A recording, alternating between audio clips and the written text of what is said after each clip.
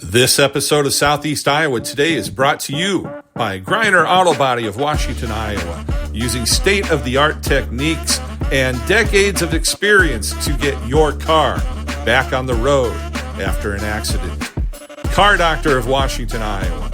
No matter who Frankensteined it, they can fix and clean and customize it. McDonald Boneyard of Keota, Iowa for all of your farm equipment and auto recycling needs. For great food, it's your choice. Your Choice Family Restaurant of Wayland, Iowa. Open Tuesday through Sunday. Try the John Bain sandwich on your next visit. Girling Repair of Winfield, Iowa. If your mower is dead, call Fred, your Husqvarna, Aaron's, and Gravely dealer. Fred also fixes and sells snow blowers. B&B Propane and the family of Jet Stops. CW Tree Trimming LLC. We're into your trees, not your wallet. Serving all of Henry County and the surrounding area, and we offer a senior citizen and veterans discount. Iowa Technology Systems delivers expert IT management that keeps your business running by ensuring your systems stay online and secure. Visit iowatechsys.com. They all present the award-winning Southeast Iowa Today. Here's the author of Christie's Journey, The Beat Goes On, and your host, me, John Bain. On Thursday, March 5th, 2026, the Mount Pleasant Community School District held a Site and Policy Committee meeting at the central office in Mount Pleasant. It was a busy day yesterday for the school system since there was a late start due to fog, and then I understand a scheduled early out, along with wrapping up the day with parent-teacher conferences. The meeting started at 5 p.m. and lasted over 2 hours. That's right, folks, over 2 hours. I've got complete coverage of the whole meeting right here, and I encourage you to share this episode. The two major takeaways I got from this meeting is Mount Pleasant Community School District recommends closing, yes, I said closing Salem School and a reduction in force district-wide. As one board member put it, the board is trusting the district in the process of financial spending cuts. I told several of the Board of Education members after the meeting that I didn't envy their position. They have to make very hard decisions in what they view as the best decisions for the students and families of the Mount Pleasant Community School System. Hey, do me a favor right now. Give this episode a like, follow, and subscribe. It is free. And now, on to the Site and Policy meeting. Okay, I just have that we turned over to 5 o'clock, so we'll go ahead and get our Site and Policy Committee meetings started. Welcome to our guests. This is our every month, the first, pretty generally the first Thursday and the first Friday of the month, we have board committee meetings. Board members are assigned, there's at least 3 board members assigned to every committee.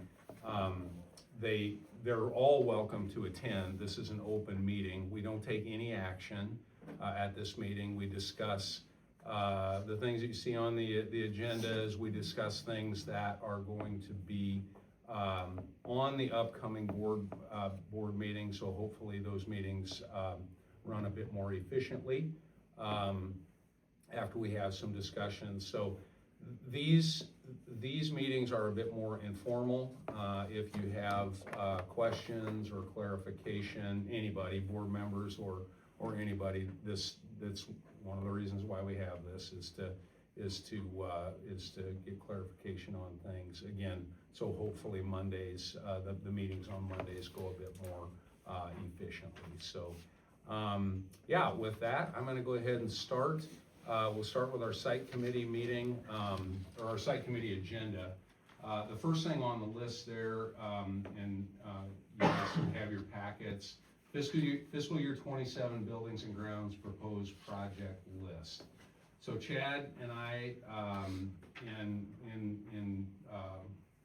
conference with principals and all of the different areas, transportation and such, we generate at this time of year a buildings and grounds list.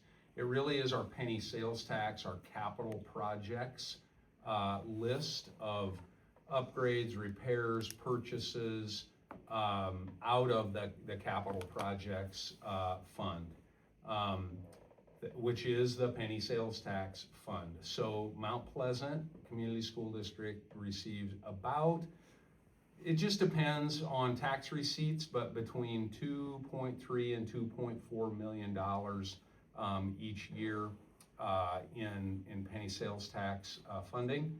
Those dollars can be used on anything physical plant or equipment related. They can be used to purchase transportation. They can be used for technology leases. They can be used to build a building, to repair a building, to knock down a building. They cannot be used on personnel related things, instructional related things. You can't use penny sales tax to pay teachers' salaries or to pay benefits, anything like that. It's restricted to physical plant and equipment kinds of things. So as we go through this list, I'm happy to have Chad Binghouse, our Director of Buildings and Grounds, here. He's going to take us through the list. Happy to have Anna Carlson here as well, just to talk through some of the things that we have on transportation on this list as well. So I'll just scroll down through. All the documents are here. I think these are a bit bigger so you can see them. And I'm going to turn it over. Well, let me do this first. I'll do this first. I'll come down here to the bottom. And what we're estimating at the end of fiscal year 26, June 30th, we're estimating that in the penny sales tax fund, after everything's said and done, we've met all of our obligations for the year. We're estimating just about $3 million as an ending balance, $2.91 million in the penny sales tax fund. We are estimating for fiscal year 27 sales tax revenue right at about $2.4 million. This year it was 2.35, actually 2.37 million. So that's our estimate. So if you add those two together, you get $5.31 million. What do we have encumbered for next year? Well, normally board members would you'd remember over here it was usually central office lease, things related to central office. Obviously we're not going to have that next year. We're going to be moving over to our own facility. So the only thing that I have on here is encumbered is other. We always plan for other. What happens? We have to repair a roof, or we have to, something unexpected happens. We always plan for that. I always just bump that a little percentage each year. Doesn't mean we're going to spend it, but we want to make sure we're accounting for it in all that we're doing. So again, that's more or less just an emergency fund. Well, it's all in the same fund, but that's an emergency allocation within the fund. Okay, it's like what you would consider an emergency fund at home. I'm keeping this money aside because I might need it. Yep, I might need it. Yep.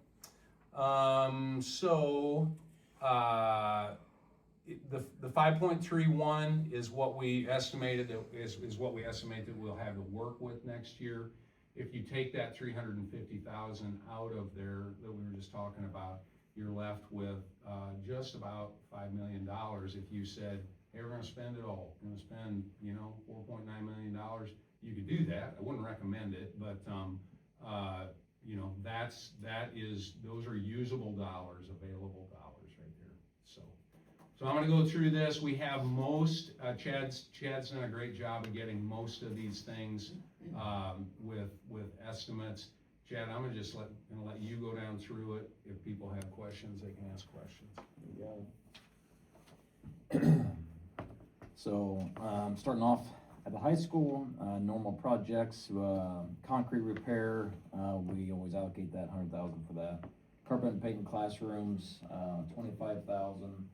Don't have the exact rooms picked out yet for that, but that's what we do normally, and we've got ideas in mind for that. We've got roof head sections, that's where it's leaking beyond the soffit, and going down the fascia and getting brick and mortar, too much moisture there. Got a hallway lighting project with flat panels for 24. Got some boiler and pump repair to do. That's gonna actually plus a couple valves. And then we got the fire panel replacement that we've had issues with over the years for out there. And that number, beside that fire panel, it's still a question on that number yet, so not quite real sure about that one yet. The hallway lighting, how much would that? That's Okay. all hallway. Oh, it's lighting. all? That's all hallway. Same thing we did in middle school last year, Okay. yeah, with flat panel. Moving on to the middle school, got just a small bit of, tuck point to do with, brick and expansion joint. We got a section of roof repair for that gymnasium edge on that southwest corner. John, did you take that? Yeah, we had, I decided, Chad, after we got our estimates, and I thought, I'm just gonna leave this on. We had talked a lot about the classroom doors at the middle school. They're showing their age. Do we need to begin replacement of those classroom doors? We did the same thing at all of our elementaries. So that would represent getting started on it, 25 doors. So as you guys know, we'll go down through these, we'll have a total number, and if the board, if you guys decide we wanna do this, we don't wanna do this, or something's not on this list and we need to get it on there, we can do that. But anyway, so that's why I left it on, Chad. Okay, all right, thank you. What about the retaining wall? That's came up a couple times. Yeah, we've had that on the list over the last couple of years. That one's gonna be a really hefty number, so we didn't get that on this year's list. But I definitely gotta figure out a plan for that. So that's still in the works yet, if I can say that. Those middle school doors, is that door only on existing frame, or that's replacing the whole frame? That's per door, no framework. That's just replacing door. Okay. Yep. Which you'll see it comes out to about $2,500 per door. Then we go to Lincoln, doing hallway lighting there. I don't know if that's, I almost have the wrong sheet up there. I don't know why I got that one. I looked at it, I got my packet. $8,300 was, we'll do the hallways and gymnasium lighting there. We got playground repairs. Again, this is kind of a number that we've thrown in there to come up with something to do some rock edge repair. Those have not worked out very well, and we've been dealing with a lot of repair on those. Asbestos abatement for the tunnels. I don't have an exact number on that yet, but I would like to take care of some of the asbestos in the tunnels, pipe wrapping. Van Allen, we got exterior brick repair for that 54,000. That's continuing on the west side, all the way to the southwest corner, and wrapping around to that next control joint. Roof seam repair, that's gonna get us a lot of that north section done, and to, the east wing, it'll finish out that east wing. We got just a small bit to do there yet. Again, playground repair, same thing there. It's the rock edging, and then whatever, there's a couple slides there we gotta take out and get replaced or dealt with. Classroom lighting, there's some daylight savings time lighting in there, that I've gotta find modules for and parts for those that are obsolete, and somehow get them to plug and play there that have been giving us fits for a long time, so I would like to find something that's plug and play on those to, take those over. Again, asbestos abatement on the tunnels of Van Allen. Boiler repair, got a backflow and a relief valve that I gotta replace there. When people hear asbestos abatement. Yep. That scares people a little bit. Sure. Shouldn't, I can just say it's just taking off pipe insulation and repiping, and these are all in the tunnels. There's nothing,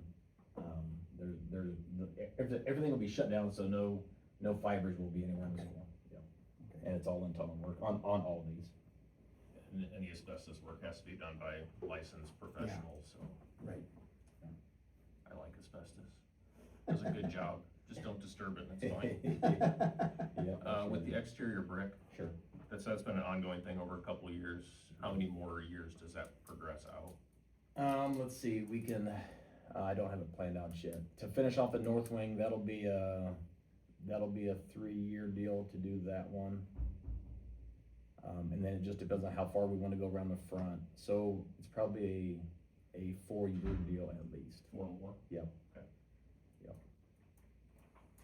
How about reseeding the playground or something with is that just a normal That's thing that normal, you'll yeah. do and it's, Yep. can we put like any modified super thick grass in there? I wish they made such a thing, I could just plug it and it grows, but so many kids are out there and Do we have it's hard ground, it's rough ground. do we have a problem? Is that the refrigerator?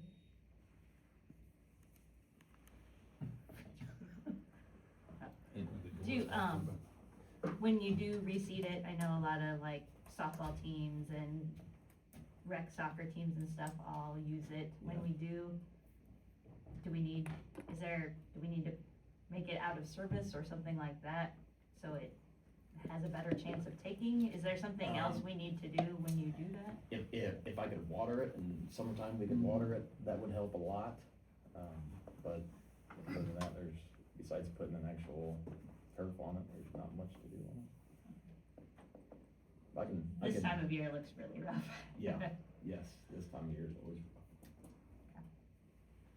But I can give a little bit more attention to it and see if I can't get it to go better.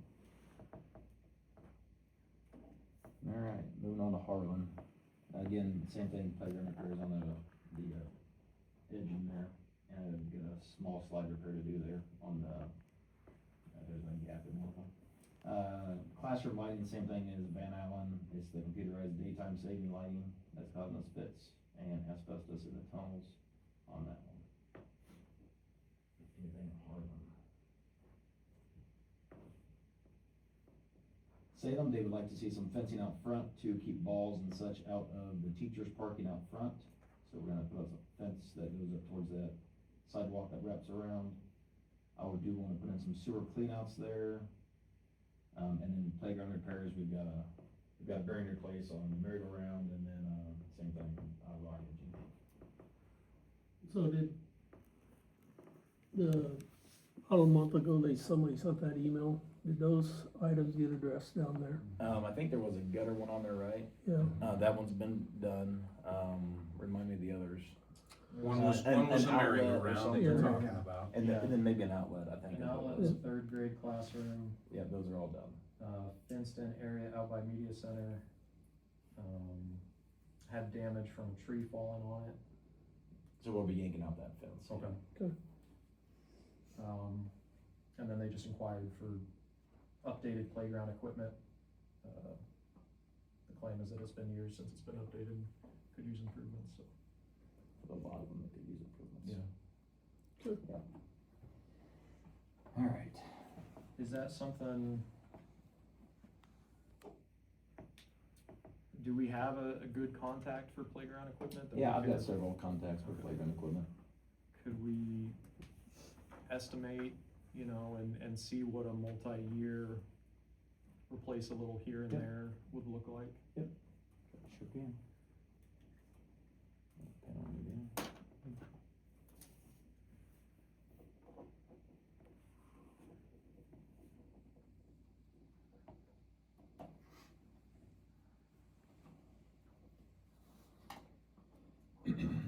Alright, Central Campus, Activity Center roof coating, this would be an overlayment, and this is where I'm just talking about the lower, not above the gym. This is the lower, mainly the west and the north, has a lot of issues and has been repaired in the past. It's really starting to break down, so that's an overlayment. But I just talked a little bit ago, I can break that up to where we could put a transition some point and then do the other half if we need to. so that number. So it might be half that. Right. For, But it wouldn't be half, it'd be maybe 3/4 of oh, this, okay. and then, another quarter later, or the east and the south sides are quite small. So that's possible if we need to break that number. This next one, the central office remodel, Chad, I actually have we'll take a look at the floor Okay. plan, when we're done with this part. Okay, I'll just go right over that. We are gonna get a scrubber for there for that floor, so that area can be cleaned without transferring. Old main heat pumps, that's for the HVAC 2 units, first level. We talked about that last time. Yep. Do we need 2 of them, or can we get by with 1? We tried to do it with one, calculations are way off. 2 actually, the way they have it set up now, these 2 for BTUs don't even cover the first floor. And the way that the ductwork works there is we can't push enough air with just one. Okay. Yep. So, yep. We got the chapel window casing and, repair there, that's actually sealant, that's, a lot of the windows are, and it's mainly the stained glass areas, the old windows, that I'm talking about here. Getting those, repaired and fixed up. You're gonna continue on with what we showed some pictures last month of the eave and guttering. You're gonna continue on with some of that. Yeah, so we hit those major points last year, that were in really bad shape to where they're, of course, birds from getting in and a lot of water was going underneath the gutter and back and rotting out some wood there. So those got repaired. We're gonna continue on with that around a couple other areas, extensions on to where we haven't got to yet, so. Brick and stone repair, that is finishing off, the stone repair that's on the south side. And then it goes up to basically the steeples at, there's a lot of stone up there that needs to be worked on, which is quite high, so. That's why that number, a lot of that number comes from that. Ceiling repairs, that is the plaster repairs, and some, on the east side then in the auditorium area in the very back. Some ceiling work there to do. And chapel floor covering would be for the homeschool program, on the east side downstairs. And then we got some tree work money in there to get looked at. That covers central campus. So where homeschooling is going, that's very minimal, that what we have to do. For Carpet. work-wise, there's quite a bit of carpet on that side. Yeah, I still see it being, he hasn't been over yet to give me a number, but I see it being somewhere around that 15 area for that, so. okay.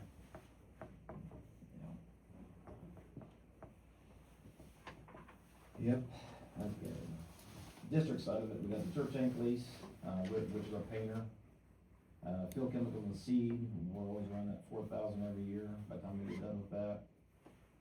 That spectator awning, that's the old pitching concrete areas, I think that's what it used to be anyway. I don't know if you want me to. Yeah, we're still waiting on that. The boosters are doing some fundraising, potential fundraising for that, so we're waiting on, if the district is gonna have a part, in that as far as the funding of it, so. I'll say the rest of them, that's for you, John. We got some shot put and discus areas that we'd like to take care of and actually put in a better spot. This would be, for the practice side of it, getting them off. Where they're at now, the lip is too large to throw from for meets, so that no longer qualifies them to do that. So we're gonna move those over to where they need to be and get them out of that area.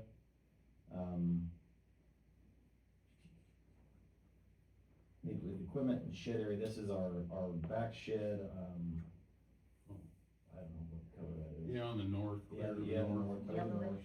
we're gonna make that extension actually towards the track, somewhere where they can wheel in their track equipment instead of having to leave it out all year long, which is, I think, a great idea. So that'd be nice. Still gotta meet with Seco on that to get exactly what we can do with that metal building to get that done. Press box stairs need rebuilt for the baseball side. They're in some bad shape. Do wanna put concrete underneath the bleachers like we did at baseball last year. Then that furniture is, this is the one where we talked about getting some new classroom furniture going and making a commitment to, these classrooms for that furniture. As you can see, we kinda got some numbers down there for you. 3 vacuums, I would like to get some vacuums to replace the ones we've put in these new buildings that we've acquired. And get some other ones in so we can shuffle them around. And then just a floor buffer for summertime use. So back up on some of these, the wrestling mats, we talked about the wrestling mats a couple of times. We did get a couple of quotes, so we're right in that $24,000 cost for 2 wrestling mats. Are they replacing the practice mats, or are they competition mats? You know what, Angie, can you respond to that? I don't, I believe the goal would be them to be competition mats, but I'm not positive. I know they believe continue so. to have some conversations about that.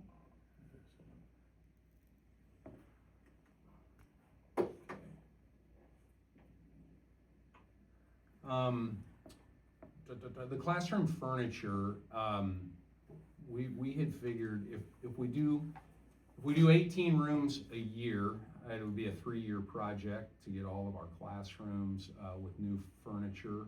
It's about $150,000 each year over that 3 years, but that would be furniture that is similar to our what we put in the model classroom at Van Allen this year. Yep. So would we lock in on that one vendor, or we would get pricing from a couple different ones? This is pricing from one vendor right here. It's through, this company goes through Han to get their deals and then kickbacks from them through us. We can probably look into getting other quotes as well. I mean, it doesn't hurt to do that, of course, but this is who we got our mock room from to get that looked at. So, That was donated, right? yeah, well, yeah, put in there though. Yeah. We didn't pay nothing for it. Let me look into that, Craig, because at those costs, we should get an additional quote. Yep. So, and it'd be quotes, it doesn't reach, if we're spending the 150, it'd be quotes. We would not need to get competitive bids for that. So, and then, Anna, do you want to talk a little bit about, we've talked before about digital bus radios, and then the 12-passenger vans. So you want to share a bit about those 2 things? The 12-passenger van, well, we haven't bought a new van in 9 years, so we're looking at, replacing one that, was, basically had, warning for like the rust and stuff. Like there's certain parameters that we can have for student transport versus, staff or other things, so, From the state? From From the the state, depart- yes, okay. from our state inspections, it had a warning on it, it wasn't out of service yet, but it had a warning on it, but, right now, we currently only have 8-passenger vans, and there's, quite a few times that if we could have a 12-passenger van, it would eliminate having to, depending on what the event is, whether it's sports or a daytime event, that maybe you're pulling 2 teachers to take 2 vans, where you could maybe take 1 teacher and 1 van, or after school with our spring sports, we've got golf and tennis and stuff like that. There's the chance that we could potentially take a van instead of a bus sometimes, because there's times that we've taken a bus for 10 kids. And that means if you're taking the bus, you're pulling it. That was the one thing, because there was some question about that, and I talked to you guys about it. One of the big things is you're not pulling a bus driver off the regular route, Right. and trying to cover a And regular then route. trying to pull in a sub, which I think everybody probably knows that we don't have a lot of subs, so that's, that ends up kind of being a little bit of a relief for us when we can, make that choice. And we've got coaches that are willing to drive, so. That was gonna be my next question. So if it's a van type situation, a coach is able to drive they're the van comfortable, and yes. be in charge of the students. I mean, we've had a couple coaches over the years that weren't really comfortable with it, but Sure.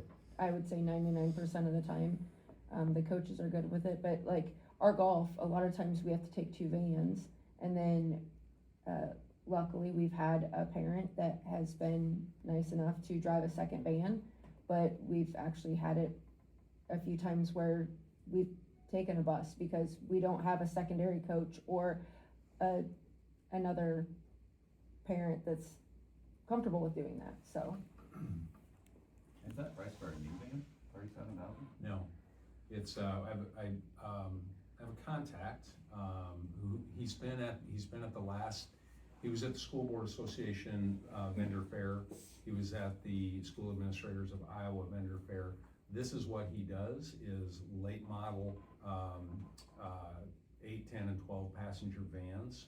I don't know, Josh, whether they come off lease or how it works, but, a number of my superintendent colleagues have raved about, the price and the quality of the van, so that's what that represents. Okay. So, fun fact, we cannot legally buy a brand new van under the state law. It was modified so that you could buy a used one, but you cannot buy a new one. It's kinda crazy, but that's how they changed the law that you could buy a used one, basically to help a lot of the districts that didn't have the extra bus drivers or, multiple coaches. I mean, it's a crazy thing if you wanna Google it, but you can only buy used, A district can only buy a used van? bigger than 8 passenger, yes. Something about the 15 passengers were on some other kind of chassis, Mm-hmm, yeah, so. yes, so But it if, doesn't matter how many miles or how old it is, like I can go buy one, then sell it to you in a week, cause it's used. correct, At the same so if price. you wanna go buy You a got an brand, idea? If You got an idea? if you wanna go buy a brand new Turn one, we can turn around and buy it from you, but we cannot purchase a brand new van off of the lot. Josh, you looking for a That tax was write-off? changed, they changed that about a year and a half ago. It was with the seatbelts, I remember the buses and the seatbelts. And a lot As of long as it, I get a donated buy on the back. a lot of it, yes, it was about the chassis, but, safety, and safety has come so far over the years that's how they made the changes in order to accommodate schools so they could start buying the 12 passengers, so. Okay, Hmm. didn't know that, that's good. And then The other thing that we talked about a little bit on the bigger van that could do, then you're paying those bus drivers to sit on a bus. Maybe they wanna watch the activity, maybe they don't, but then you're just paying them to sit there. Whereas if the coach can drive, then that's that much less cost as well. That's true, yeah. Yeah. Then the last thing, digital bus radios, you wanna talk about that a little bit? The last couple of months, we've talked about, getting switched over and Right. why we need to get switched over. So, over the last few years, our radios, we've been struggling with them. Come to find out, last summer, our repeater basically completely shot. We did get a new repeater, I don't remember how much the cost was on that. Yeah. But we had to, it was not working at all anymore. We actually had a loaner one for a little bit until we got our new one in. That new repeater that we have is digital and analog capable. With that, it has improved a little bit, but our new handheld radios are all digital, analog capable. All of our bus radios are only analog. So the clarity of that it's huge. And when, we're trying to say, who's this kid go, what bus they go to, and you have to repeat it 3 times before anybody hears it. The frustration level obviously gets kind of. Well, it's a safety issue. It's Yeah, at some point as it well. is, and we've actually had, where you call and say, hey, somebody missed the bus, or, can you turn around, and we've actually had it where drivers haven't even heard the conversation whatsoever. So, if we are able to purchase the digital radios for the buses, then we would not have to run analog at all anymore. And if you want a demonstration later, we can, if you're interested, if not, Yeah, I was telling him, I was at the RTM a few weeks ago. They had one of the buses out using the analog radio, and then it was all staticky and everything coming in through the dispatch, and then switched over to digital, complete difference. So, I think a fair amount of you have been to our new building. When I stand in my office, a lot of times I cannot hear the radio, and if I do actually hear it, and then I go to respond, I have to lean over to my window or walk outside with the analog. Just the interference. The interference, because I can't, it's not going through, so. And, you know, we have buses that go all the way down to Pickle Church and out past Trenton and all the way down to Houghton, and that spread makes it a little bit harder with the older technology. Is there any market for selling analog gear that we're done with? I mean, there's I would say CD clubs and there might be other Right. districts even that would potentially, but I don't know what the value would be on it. So, again, this is just conversation about all of this. We're gonna revisit this again at our March 23rd meeting. And then we would hopefully start to finalize our list and then ask for your approval in April. So this is just to get us started. We took a look at it a little bit last month. Everything that's on here right now is $1.238 million. If you decided to do everything, or, you know, if there was something that you wanted to add, or, you know, but again,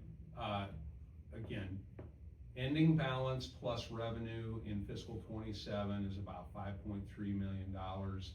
We're gonna have our emergency fund of $350,000, so that gives us just about $5 million to work with. So you can see all that. So again, just starting conversations on this particular agenda item. Can I ask one more question? Last year, we were awarded the safety grant that got us the new cameras at all the schools, and we were able to replace some doors at least the high school, perhaps the middle school. Yep, that's right. As well. Is there a way we can check to see if that is gonna happen again this year that we can either apply for, or if it's still around? I'm just curious, going back up to the middle school classroom doors that may fall under a safety qualification for such a grant. I'd like to check to see if they're renewing that. What those, you wanna talk a little bit about, because we got our reimbursement, went back in, those dollars came out of PEPL. It was a reimbursement, so we paid everything out of PEPL, and then it came back into PEPL. So you Right. can It talk a little was, bit about that. a state grant. Every school building in the state of Iowa was awarded up to $50,000 to make safety improvements, enacted by Governor Kim Reynolds. I can definitely look and see if there is any language or any bills that maybe, it would be extended. I'm not quite sure. Okay. But yeah, every, not just district, but building in Iowa could Yep. apply for up to 50.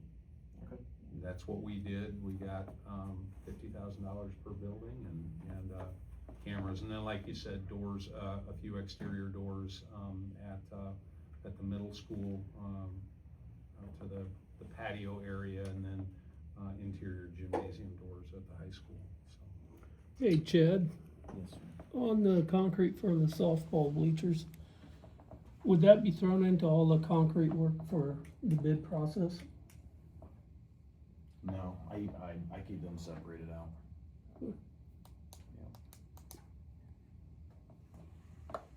With the bus radios, since there's potential improvements for safety, is there a reason not to move forward on that? No, that's why I was bringing, that's why there was two things.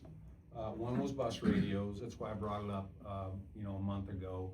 We'd like to go ahead and do that. We certainly have the money. We will account for it in our fiscal year 27 spending. And the other thing that we needed to do was we'd like to go ahead and get a floor scrubber. Chad's getting another quote or another demo on floor scrubber for the activity center. So those are two things we'd like to go ahead and do. but then account for them, in fiscal 27. So can those be on the agenda to vote for Monday? We wouldn't, if you just, if you're, we don't need board approval to buy a floor scrubber. And we don't need board approval in that sense to buy the radios. And what I mean is, those are expenditures that you guys would just approve in the regular expenditures. We can just do it, Craig. I mean, if you're saying go ahead and do it. I think we should go ahead with that one. Yeah, we can move forward on it. So just to be clear, we're not taking any board action here. Those are items that we can authorize administratively. We just wanted to make sure that we're accounting for them in our fiscal 27 spending, so. Just a little clarification though, if we take ownership of if they're ordered, whatever, once we take ownership of whatever we purchase, whatever fiscal year we take ownership of, they will need to be accounted for in that year. So if we order them and receive them this year, we'll account for them in 26, which is fine. I mean, there's plenty of money, but I just wanted to clarify that, so. Yeah. It could go in. It's that one or the other, Right, yeah, right. exactly. So those are those other things timing wise that Exactly. we Yep. did talk, we had something else earlier that we talked about that too. Yeah. Yeah. Was it roofs? No, something else we did that fell into the other Sure. bucket. Yep. Yeah. And Okay. like we do at the normal board meeting, where we kind of recap what is discussed at the committee meetings, we'll just be sure to mention that was one thing discussed and given a go-ahead for. Sounds good.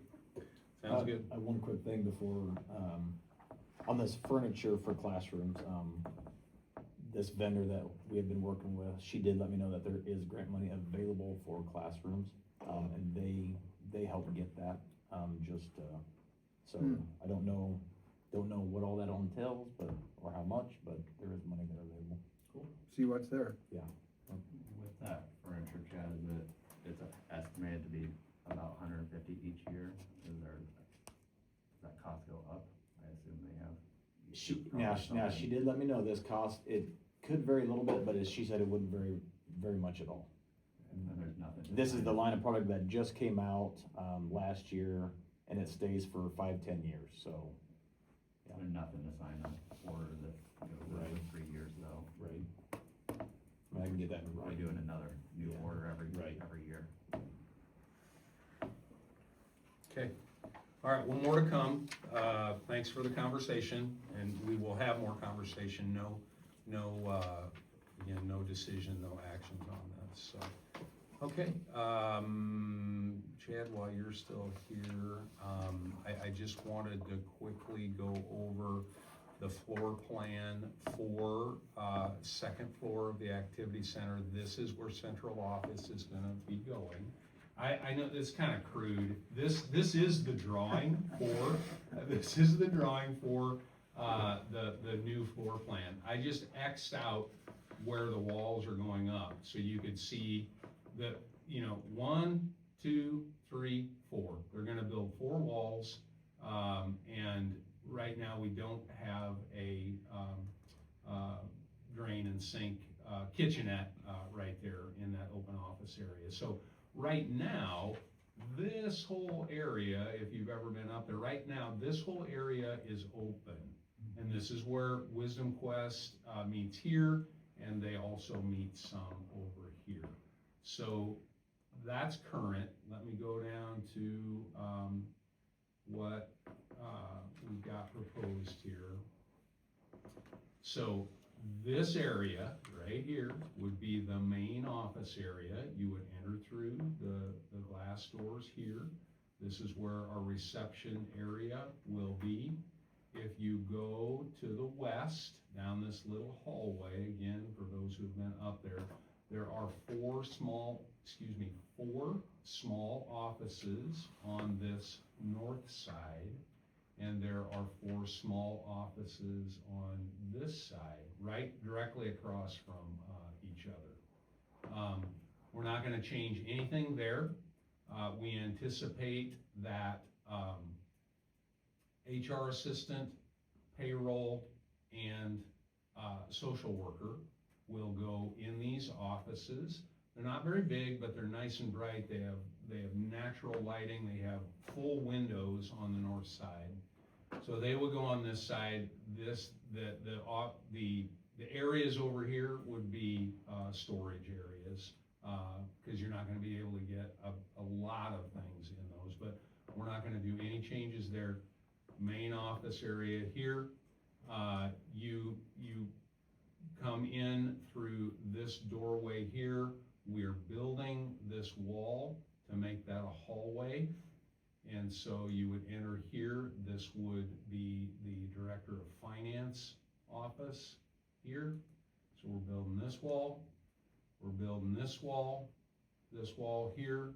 This would be the Director of Curriculum and Instruction in that area. This, we're building this wall, and we're building this wall, and this will be the superintendent's office here.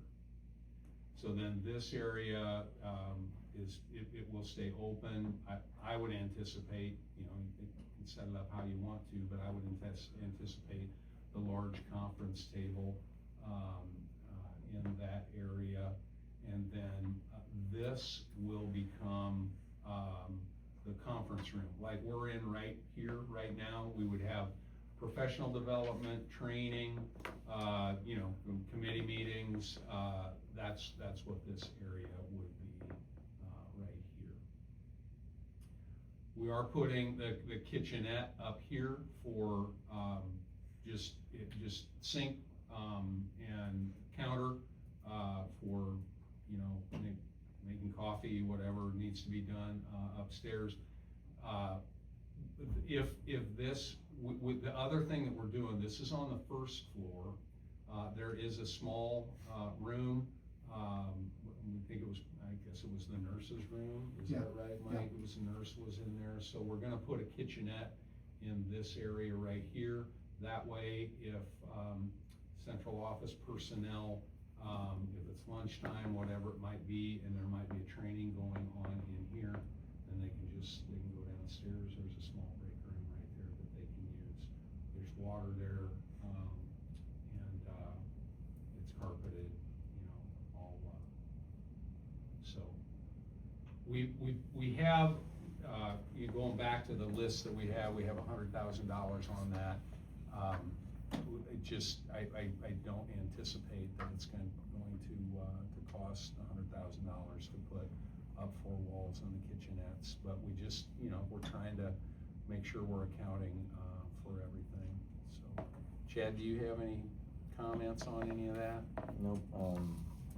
The water to get to that other stuff is right down below, so that shouldn't be too bad. Chad, is that your team putting up these walls or hiring out the contract? Probably hiring out. Yeah.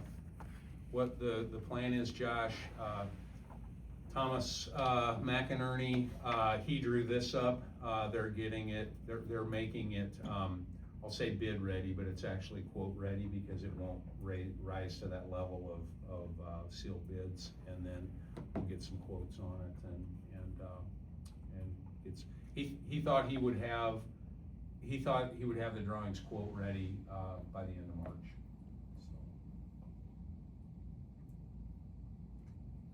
Is there any benefit to doing a bid ready or a sealed bid? Could you potentially? You could do sealed quotes. You don't, the different, on a competitive bid, when it reaches that level, of course, I mean, as you guys know, you have to do a public hearing, and the board has to approve the plans, the specifications, the estimated costs. You just don't need to do that with this kind of a project. You could certainly do sealed quotes. Hey, we want your quotes by, here are the plans, we want your quotes by X date, and, turn them in. It's what we do for concrete every year. Then our quotes, are you held to the same standards, like you can't go over necessarily that quote as a bid? Because a bid, you put in your bid, and you better make it that or less. Right. There's a quote, oh yeah, we quoted 70, but it's actually gonna be 100. Yeah, no, we would,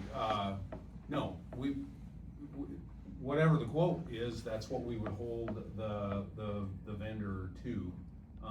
We do the very same thing with concrete every year. We get 3 or 4 concrete vendors and they bid on our concrete, and it's not, they don't reach the level of a sealed bid, a competitive bid, but the quotes are sealed. We tell them, hey, we need it by this date at this time, and then we go with the low quote. So yeah, we can absolutely do the same thing. Now, is the plan to use the south doors as the main entrance? Right now, the plan is to use the south doors as the main entrance. You would come in the main doors. It gives you access to the elevator right there, or you can walk to the stairs and go on upstairs. We will have the technology is already run so that those doors can remain locked. The receptionists can, if somebody buzzes, they can push the button, unlock the door, people can come up. Is there a camera there to know who's at the front door? It's like all the schools. Yep. And again, And this then is, there will be plenty of signage up. You know how people don't read. Oh, yeah. We'll put some arrows on the floor. I was just gonna say, again, this is so that we can get out of a rental type agreement to house central office and homeschool assistants and all of that, which we are currently sitting in, and get into a building that we own to minimize cost for renting and to better utilize, or, minimize the facilities that we're operating out of. Again, how much by not renting here annually will we? 60. 60. 60. Mm-hmm. So within 2 years, we will. Yeah, be pretty net easy. positive. Pretty easy. Yeah. By moving into the central area, will that reduce insurance? Since Yeah, We'll that's a have good, people we've in had there. that conversation with EMC. Now, if we go in there and we're in there full-time, that could change things, because right Yeah. now, we're still on a secondary market with the insurance. So that could definitely change things if we are in there full-time. Yeah. I thought it wouldn't because it was attached to. It is attached, that's right, it's attached to the union. Yeah, the union. The union. So they said no. Yeah, that was their initial response, was it was attached to the union. So that's gonna be done. Yeah. For that and the chapel, you're gonna have homeschool there. The chapel's probably an easier because it's gonna be student occupied, so.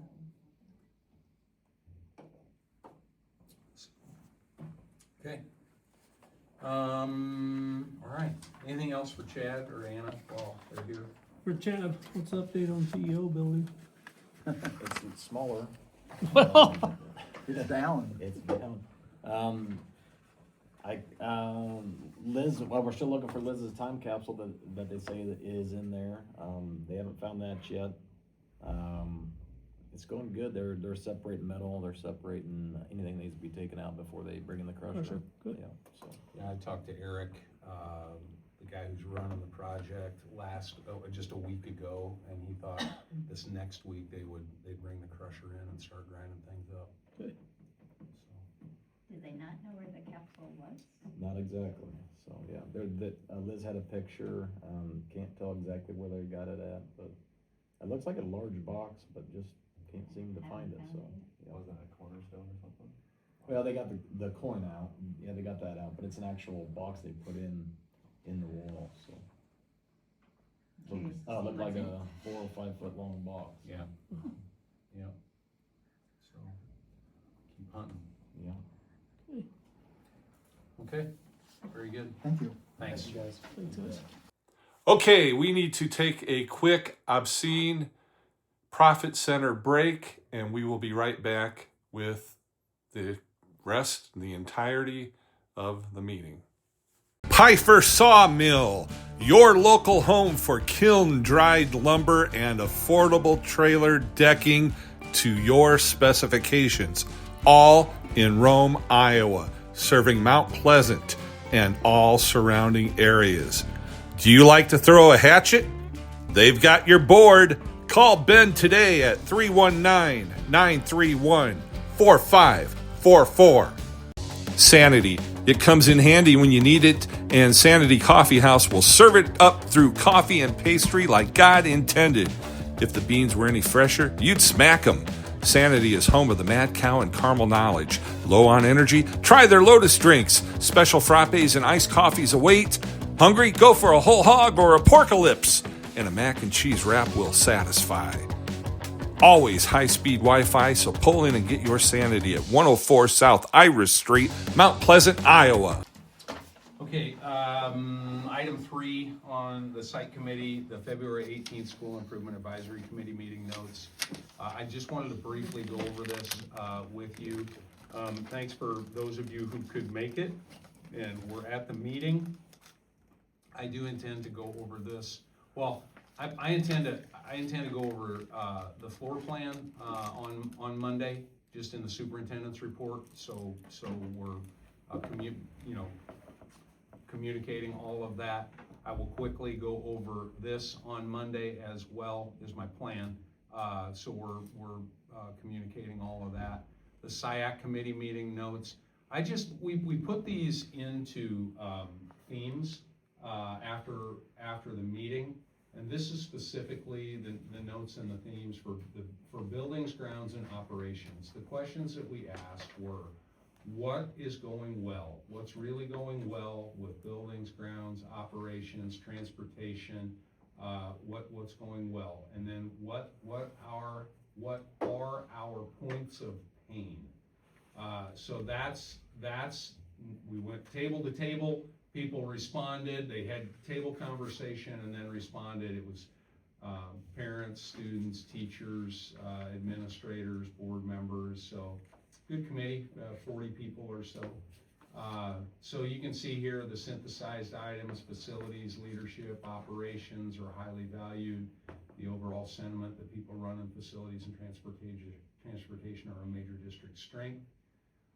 Central campus is a major asset with untapped potential.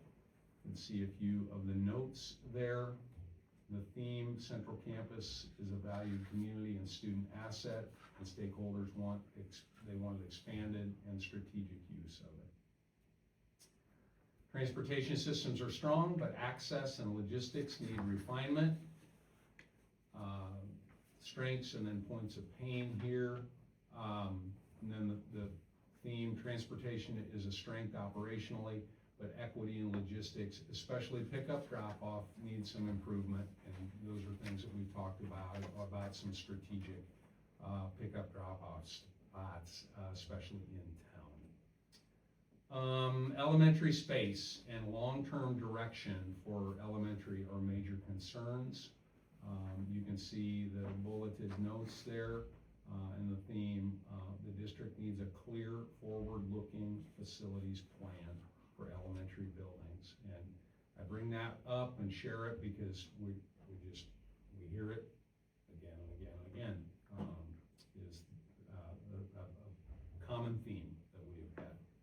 Safety and security improvements are appreciated, but not consistent. Got some positive feedback there, and then you can see the concerns. Theme, safety is a priority and improving, but inconsistencies across buildings remain, and we're trying to address some of those even in our buildings and grounds project list. Maintenance, cleanliness, and infrastructure upkeep need attention. Some of the recurring issues, and then while the crews are appreciated, aging infrastructure and deferred maintenance are becoming more visible. I don't know if we took all of this, I will tell you, we put it into chat to help us develop the themes. I'm not sure deferred maintenance I'm not sure that I wouldn't say that we're deferring anything. It's just, there's there's a lot of needs. Some of the things, if you're talking about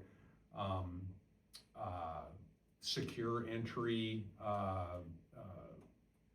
two-step entry, there's a lot there. Those are really costly items. What's our plan long-term? So, and then the high level narrative, the summary. The district benefits from strong facilities leadership, responsive crews, effective transportation, and valuable assets like central campus. However, long-term elementary space planning, pick-up and drop-off logistics, facility equity across buildings, and infrastructure upkeep represent the most pressing strategic challenges. And this is, again, common things we've heard. A comprehensive elementary facilities decision needs to be made. A master facilities and enrollment study, which it's what the ad hoc committee did. Transportation, flow redesign at key buildings, and then strategic investment planning for aging infrastructure. Nothing that you guys do not know or have not heard. So I will go over that on Monday at the meeting. There's one more SIAC meeting. I was just about to ask the same question. There is one more SIAC meeting in May. May. Yep. And its topic is, In May? yeah, Yeah, we will do,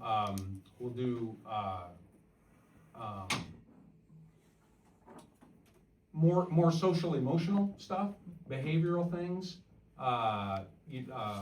just behavioral reports from our building principals. I'm missing something, Angie, because student data. no, it was, programming. Oh, yes. Programming. Tell us what you think about our programming, in terms of our offerings, our curriculum. Same questions, what's going well? Exactly, are what's we going missing? well, what are our points of pain? Do we need to, how do we need to address our programming? So, okay, the next thing on here, phase 1 and phase 2 proposed general fund budget reductions. I'm gonna go through this with you, and then I'm going to, share with you the recommendations that I'll have for Monday. So this document here is what Piper Sandler put together, ISFIS.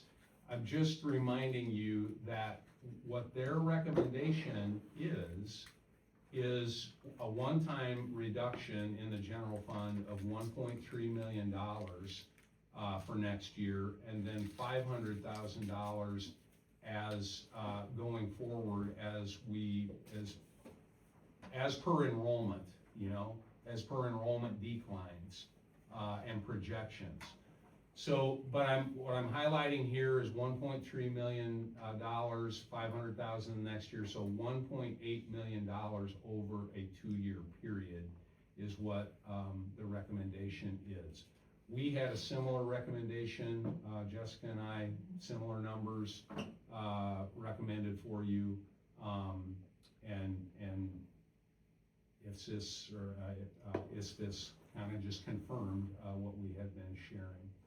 So what I want to share with you tonight, and I will share this on Monday, the phase 1 reductions for 26-27.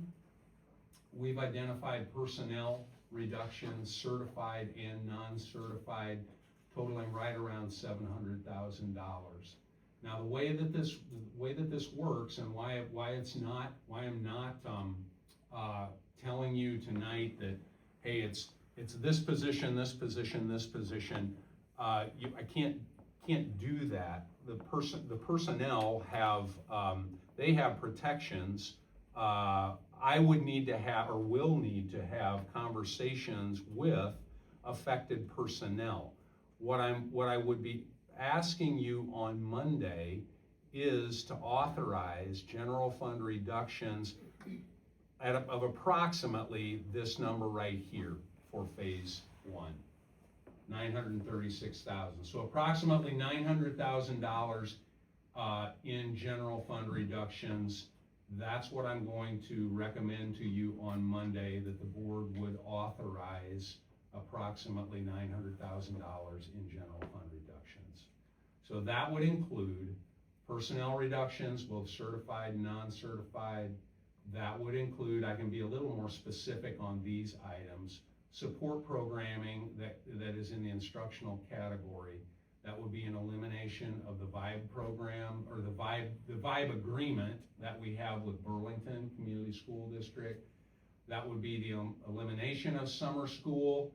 Again, we can have some conversation about that, but that would be the elimination of summer school for this coming summer.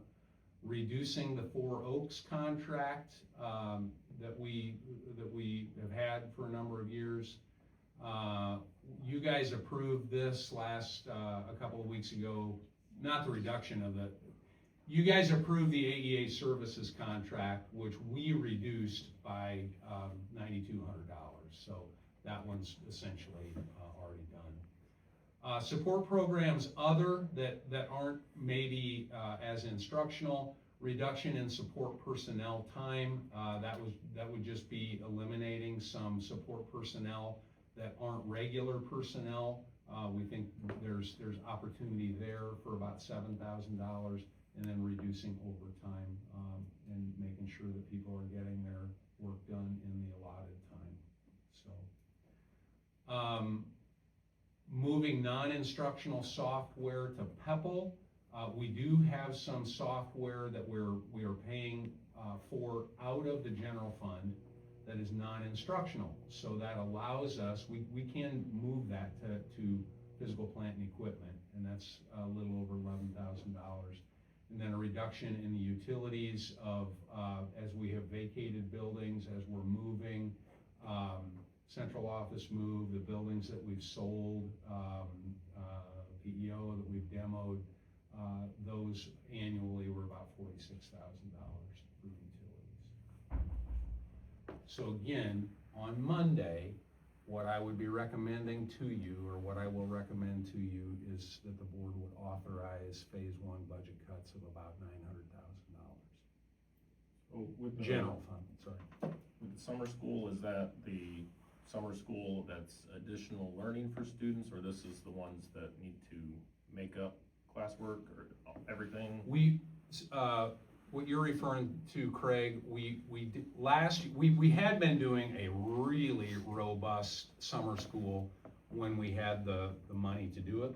We were using some of our COVID funding for that. We did both high school credit recovery. We did middle school kind of as an exploratory to keep kids engaged. And of course, we did our elementary as well. So last year, we did not do a high school or a middle school summer school. We just did elementary. Okay. The current program, elementary, kids are invited or they can sign up. Was it invitation based on need? That is correct. That is correct. And you and I talked, Angie. I can get with Katie and see with Miss Sands. Miss Sands has run our summer school over the past. She's run our elementary summer school over the past number of years, and just ask her, what if we had a very limited summer school? It's that those dollars would come off of this reduction here. So with not having a credit recovery program for the high school, does that potentially jeopardize the goal of graduation rate? Our plan, Craig, is to, with leaving the VIBE agreement, or not renewing the VIBE agreement, our plan is to use, the program that we use is called Edgenuity. And that's our online program. That's the program that we use for our Wisdom Quest students. Our plan would be to expand opportunities in-house with Edgenuity. And let me share with you what we recently did. our first semester a few weeks ago recently ended. And so we had some students who had failing grades at the end of that semester, high school students. And you know, that's important for them because credits matter, you know, credits matter toward graduation. So what we did is we implemented, worked with Dr. Butler, worked with Mr. Stone, we implemented a credit recovery system.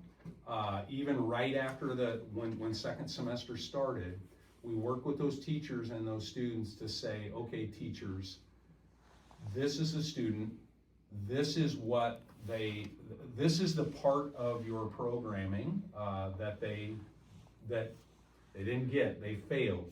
You know, maybe it wasn't units 1 through 25, but it was, you know, what caused them to fail? It was unit 9, it was unit 12.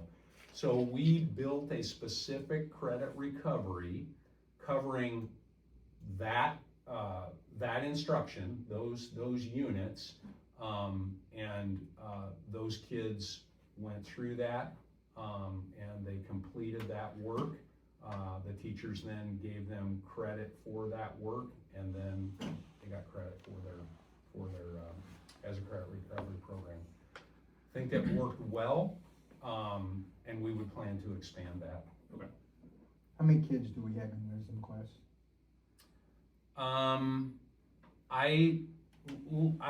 I would be guessing, Mike, right now. So let me find that out for you. Yeah. So we already currently pay for Edgenuity, there's no additional cost there, and this credit recovery is for high school students. Right. But we would be utilizing existing resources we already have, and then it's more real time, right? Then we didn't do that before, because you would wait till the summer and then try to catch up on all that other stuff. That's a great point, and I really hadn't. It is more real time. You know, they're just finishing those courses. They again, if they're recovering credits because they failed, and so you're supporting their programming right at the end of that first semester. So in that sense, it's more real time. And they do the majority of that 8th hour? Yes. Or- Yeah. Yep. I can find out. Mr. Stone.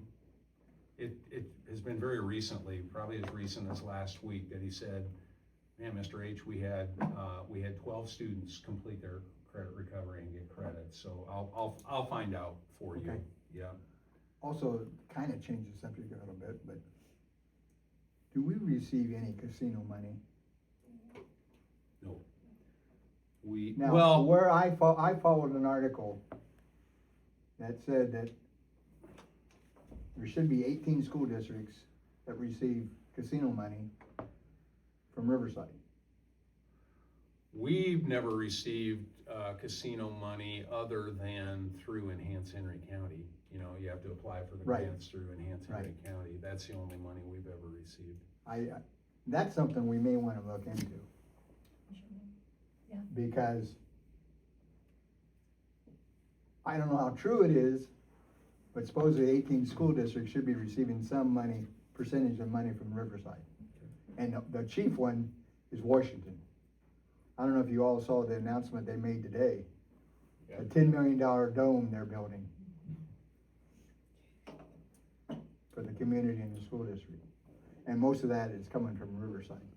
No, I thought, it was a $4 million private, and then like. Well, true. Was Riverside. True.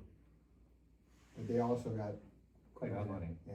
And I've done with the Riverside stuff, and it's generally Washington County gets most of Washington it. gets 90 to 95%, Yeah. because that's Yeah. the entity that collects the money. And Highland.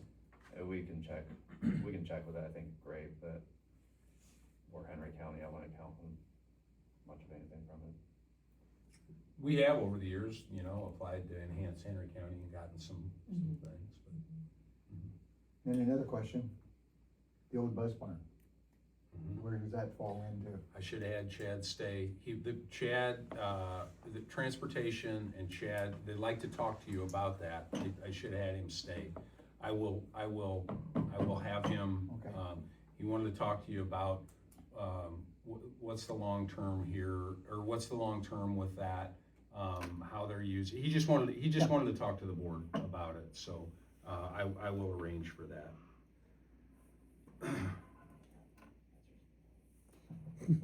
So phase two, So- I'm gonna go over. One more on phase one. Yeah. So with the personnel reductions, Uh-huh. then when those teachers, staff, whatever positions they are communicated with, then those would show up on the personnel item. So at the board here's, meeting? Is yeah, that how that's a that great works? question. Here's the way it works. I just, we had a long conversation with our attorney, this week about that. If, so the superintendent, for an affected, certified staff, teaching staff, would, the superintendent would deliver notice, to the teacher that, due to budgetary reasons, their position is being eliminated. So at that point, within 5 days, they could notify, so you would, the superintendent will share that with affected staff. Within 5 days, they have a 5-day window to contact the superintendent and say, I would like a hearing with the board. And so if they want to have a hearing for the board, they can do that. They can, share whatever they would like to share with you in a hearing, and then the board would vote at that time. If they choose not to have a hearing, you will still see each individual position and name of teacher as an individual agenda item. That's the way that's the way the board has to act on it, is individual, position by position on Okay. reduction. So to answer your question, Craig, it would not come through the regular personnel list. The board has to act on each one. Okay, thank you. So, How does non-certified work? Non-certified, you can, our policy for non-certified is you can give notice to non-certified, that you're not renewing their letter of assignment or their contract. They could choose, like we, a couple of months ago, like we had with the paraeducator, if they wanted to have a hearing before the board, they could choose to do that same thing. Those would be on the non-renewal line of personnel, or that wouldn't be, The non-certified? yeah. That's a good question. I didn't ask that specifically, but I will. Are you able or know kind of a certified versus non-certified? On how you got this number? Yes. Yeah. Yep.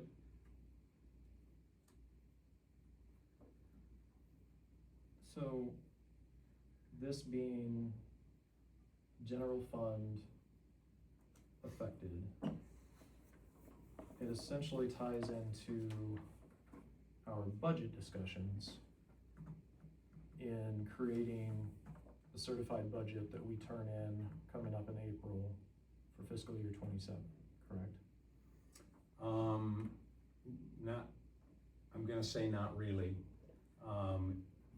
What you're doing with the certified budget is you are budgeting capacity.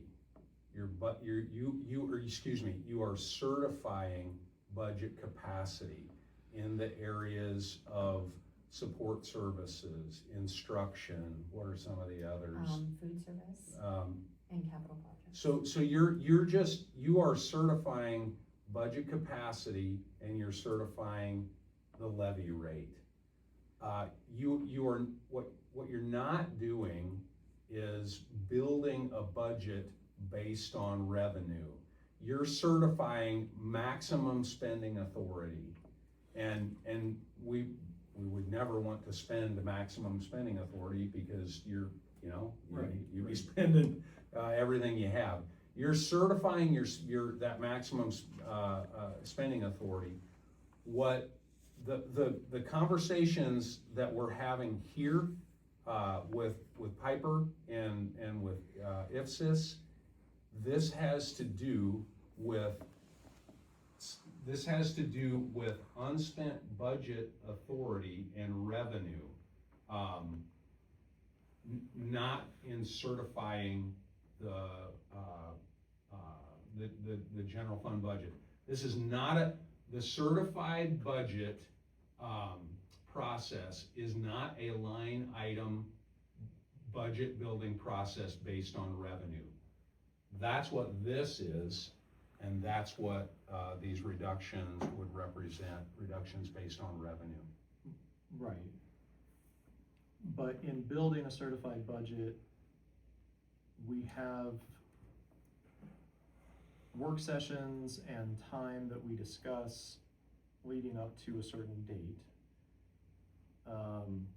In my mind, this, while I appreciate you explaining the difference between the two, in my mind, budgetary talks, whether it be certified budget or line item general fund decisions, are somewhat one and the same. They happen around the same time of year.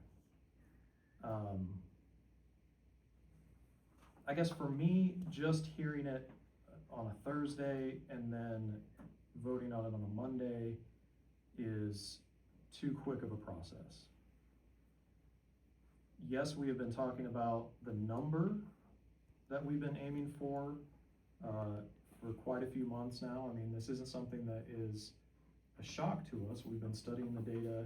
We've been well aware of the enrollment trends. You've done a good job of going over historical data, and we bring in financial services like we did at our last work session to give us projection models. So I mean, we know the landscape, but as far as making decisions on where the rubber meets the road, especially now knowing that such a large chunk of it includes personnel reductions, to me, I mean, this is a punch in the stomach. And I don't personally want to move so quickly on it. And my other take on it, and I kind of made this note in our work session, but the ending of this fiscal year and the beginning of next fiscal year is filled with more unknowns than normal, in my opinion. What we do know is that in November we will have a different governor. I'm not going to go and make predictions on what party is going to win the office, but we do know that we will have a different governor. Watching elections around the country, we're seeing shifts everywhere, so we may end up with a different majority in our state legislature come November. Where I'm going with this is that I know that it's not 100% smart to put all of our eggs in estimating that these changes may come, but what if suddenly next year for fiscal year 28, we have a 5% SSA? What if everything changes in the state legislature and a realization is made and saying, we've neglected education for too long, we're going to reverse some of this and try to make up some ground. Again, I know we don't want to wait too long, but I don't know. To me, my personal opinion is I want to wait to see what happens in November and bringing a new superintendent on board. This isn't a slam to you, but we're about to have a new captain at the helm. I personally am curious what her strategies might be to see if they align with this prediction and plan. So, I don't know. This is just me thinking out loud. I'm trying to wrap my head around the need for this, even though we've, known it's been coming at us. It's still just, it's a lot to take in.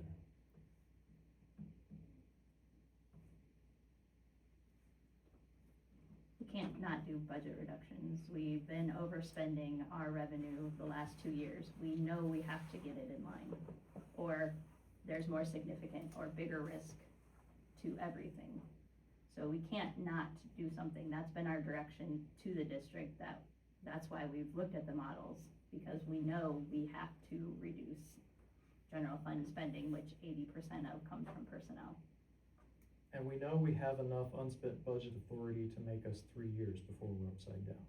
I'm not saying we don't do anything for 3 years, but just knowing that a lot is changing in the next 6, 8, 9 months, what happens if the landscape looks completely different? What happens In if it January. worsens some of that? I know, and then I'm some gonna of be the eating tax- crow. Yeah, I will be. We would have had to have over 4%, I think it was 4.2% SSA this year for fiscal '27 to not be on the budget guarantee. And I'm fully aware that 199 of us school districts are on the budget guarantee for fiscal year '27 because of this conundrum. I understand that this isn't unique to the Mount Pleasant Community School District. The entire state is having to have this conversation. And I knew it was coming. I'm just, now that it's here, I'm trying to make sure that we are looking at it from all angles. I'm well aware of what you're saying and what the plan is. I'm in real time digesting this information, and it's just hard. If it makes it easier, maybe, we had like 440,000 of it just in ESSER funds. And that was personnel. So that's like Just almost half just of- about $500,000. half of this Right. cut is ESSER funds that we have overshot what we already, at the beginning, said 2 years ago, we were gonna cut it when ESSER was done. We had some money, so we kept it going for 2 years. So 450,000, in my mind, it's like 2 years overdue. We had the money, we could do it, great. Now Josh, the next 450,000 to get to your 900, we gotta do something. We've been negative the last couple of years. so that 450 of ESSER funds would be of that 713,000.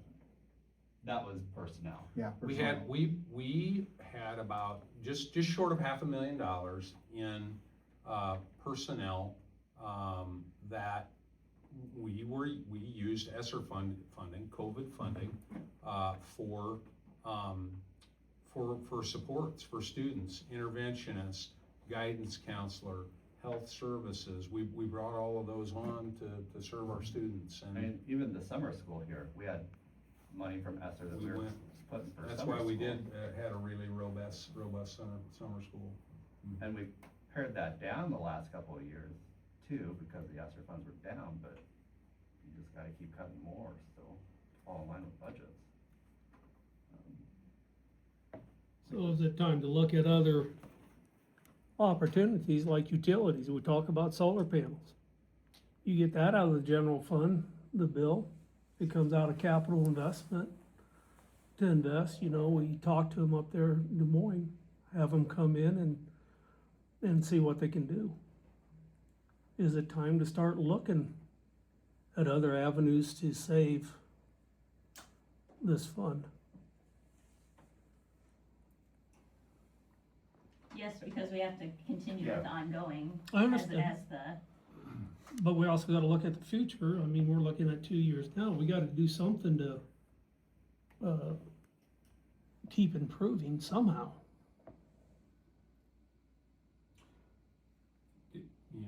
I hadn't thought about it much before this conversation, but again, general fund budgets in the state of Iowa for school districts are 80 to 85% personnel related, and I think as you look at this total number here, and then that which is coming out of personnel, I certainly didn't plan it that way. It's probably, about what you're looking at there is that I think I agree with you, Mark, or there should be, look at ways to, that's why, I know this isn't much, but that's why we're moving non-instructional software out of the general fund to PEPL. If you could pay for utilities and such through solar and move that out of the general fund, those are all positives. The lion's share of the general fund is personnel. How much of that 713,000 is covered by retirements, resignations that are already coming at the end of the year? We have, yeah, there's the one position, is a retirement. We just had one retirement. Did we have 2 early retirements on the agenda last month? Yeah, the director of transportation, the superintendent, and a kindergarten teacher. Do we have any others that we're aware of for resignations at the end of the year? No.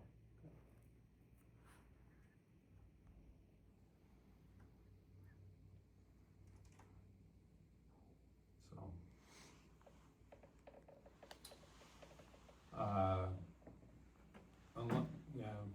Unless the board president tells me different, I'll have this on, for consideration, authorizing, budget reductions.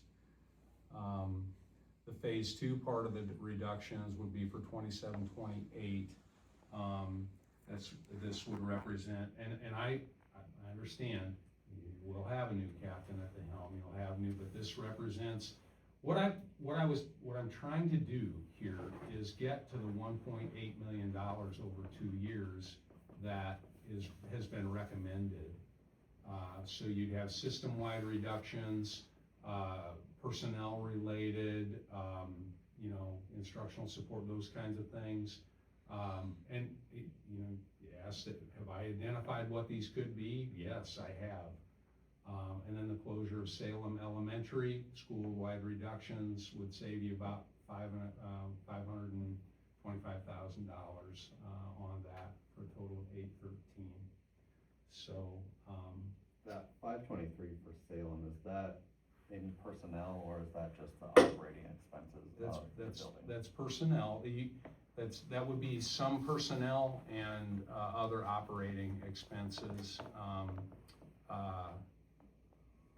Yes, to answer your question, wouldn't be all, it depends on how many section sizes, And I guess that's kind of what I'm asking, is Yeah.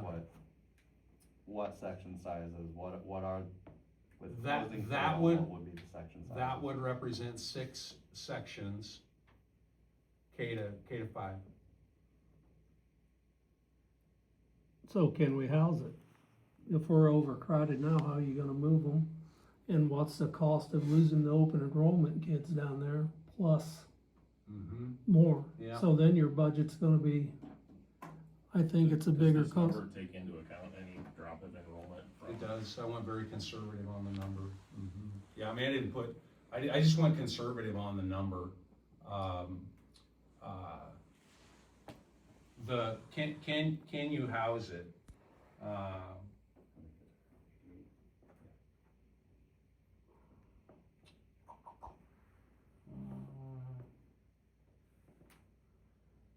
Let's see, close that down. So some of that 523 takes out a few students and. Yeah, I went very conservative on, on the personnel side of things.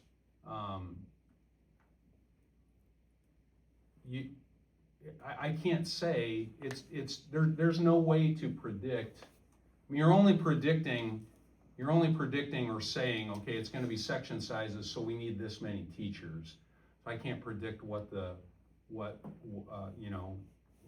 who, I can't predict the who. These would be the enrollments. These would be your estimated elementary grades. This would be for next year. I'm not, we've talked about this. I wouldn't be my recommendation, for a year, but at kindergarten next year, if Salem was closed, at 6 sections, you'd have 15 to 16 kids in a section. At 5 sections, you'd have 19 kids. And I did the same thing, all the way across the board, 6 sections, 5 sections. If you, in 2028, you said that's when it was going to happen, I can't tell you what preschool and kindergarten are gonna be. There's no way to predict that. first grade, if you went with 6 sections, you're gonna have 15, 16 kids in a section. With 5 sections, you're gonna have 19. At 6 sections, you certainly have, more than manageable numbers in your grade levels. At 5 sections, you have manageable numbers in your grade levels. So we have the physical classroom space for 6 sections. Currently, there are just gonna be more kids in each room. We have had, well, okay, Lincoln, Harlan, and Van Allen, all ran 6 sections of every grade level, K to 5. Excuse me, they all ran, they all have 12 classrooms. They 2 sections of first grade, 2 sections of kindergarten, 2 sections of first grade, all the way up to 12. So you can run, those 6 sections in each one of those grade levels, yes. When was that? Before we went to grade length building. How much remodeling has been done for all the special rooms and stuff that you've added? None in the classrooms. Haven't done But any is classroom it- remodels. There was bed classrooms that are divided into smaller spaces, no general classroom.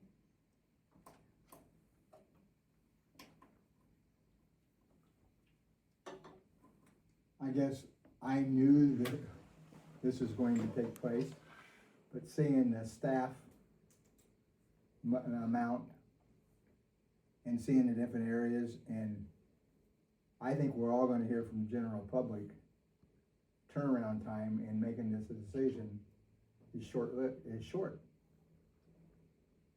And I don't know if there's anything we can do about that,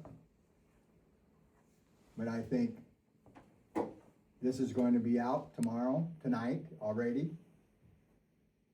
And I can see this is a quick decision they have to make. Knowing, and I knew this was gonna be a tough one. We're not making the decision No. for the second phase 2 Not on Monday. phase 2, no, but phase 1. We would be making a recommendation Monday night on phase 1. I'm just talking about phase 1. Is there any way we can have a little bit more time? Yeah, go ahead. And The I, question, I mean, so we've been talking about the dollars, right, Right. to give them, and so the district has been working through what can we do, so part of us has to trust in the process that the Right. district leadership did, right? We can ask questions, definitely, that's what our job is, to vet out and ask questions. But we have been talking about this guidance of dollar figure, and that's what they've been working off of. So if we're changing the dollar figure, it's going to, eventually we have to get there, right? So we can continue to push it down, but it's going to impact negotiations, it's going to impact contracts. And if we don't shore up things, then we will lose more people because they don't even have contracts. We know the longer that we wait, the harder it is. Yeah. the catch-22. But I guess I'm looking at the general public, they don't understand that. They're just seeing, we get this tonight, and we're making a decision, a major decision, on Monday night. We've been talking about this. Yeah, we And I had know, a I special know, I session. agree. There was John, last month, put up the general plan of Yeah. where those dollars were gonna come from. We have more details this month, but we knew that he came in around $900,000 between those buckets. Now they've continued to weed through those and they've provided us, so. And I wish we'd had a room full of people tonight to actually see this. But a number of them are gonna see it anyway. Well, we're going to have discussion on Monday. Yeah. But Yeah, the it's a- questions come this is our time to then be prepared. What questions do we have? What questions else do we need? Will we allow people from the audience to ask questions? then? No, so we will be asking Right. Okay. our questions.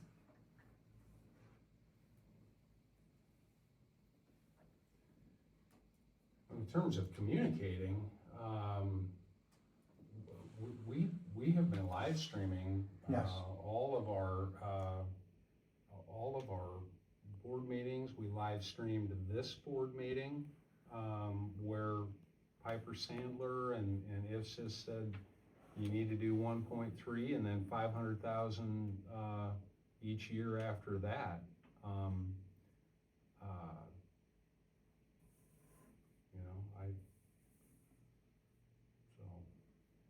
Yeah, to go along with what Mike was saying, I was expecting this level of detail a month ago. Because we had talked in January and I thought we were gonna receive this in February.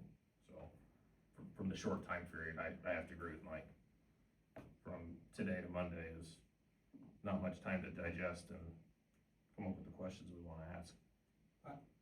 Okay, but I have been, I don't know where I missed it. I don't know where I haven't communicated that The this is number what we in were doing. personnel is a big number. When I make a budget cut at work, personnel is the last place I go.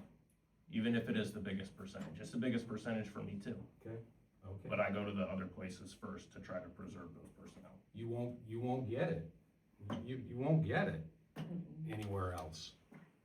If you do the quick math here, if we said we need to cut $1 million and 85% of your budget's is personnel, in my mind, the 85% of the million, so 850, is the cut. In this math, we're cutting 76% with personnel, so it's actually kind of a win, if you wanna look at it that way. I honestly really wish that we could share, We'll talk positions about the together. process a little bit on when determining resources, student impact, like what factors you weighed out, where did the factors in order to determine these, what are the things that the district looked at? Yeah, we have tried to stay away from the classrooms as much as possible. There are support services that are going to be affected, support personnel, even certified support personnel that would be affected. Have been very strategic about how we put this together so that we're not affecting students and we're staying away from the classroom just as much as we can. The enrollment numbers, bear it out on number of sections that we need in different grade levels. It's a simple, dividing kids by the number of teachers. But John? this wasn't all decided in your office. You had building leadership coming from every building saying where they can cut in their budget and put it all together and come together. That's what I was gonna ask, who's we? The administrative team.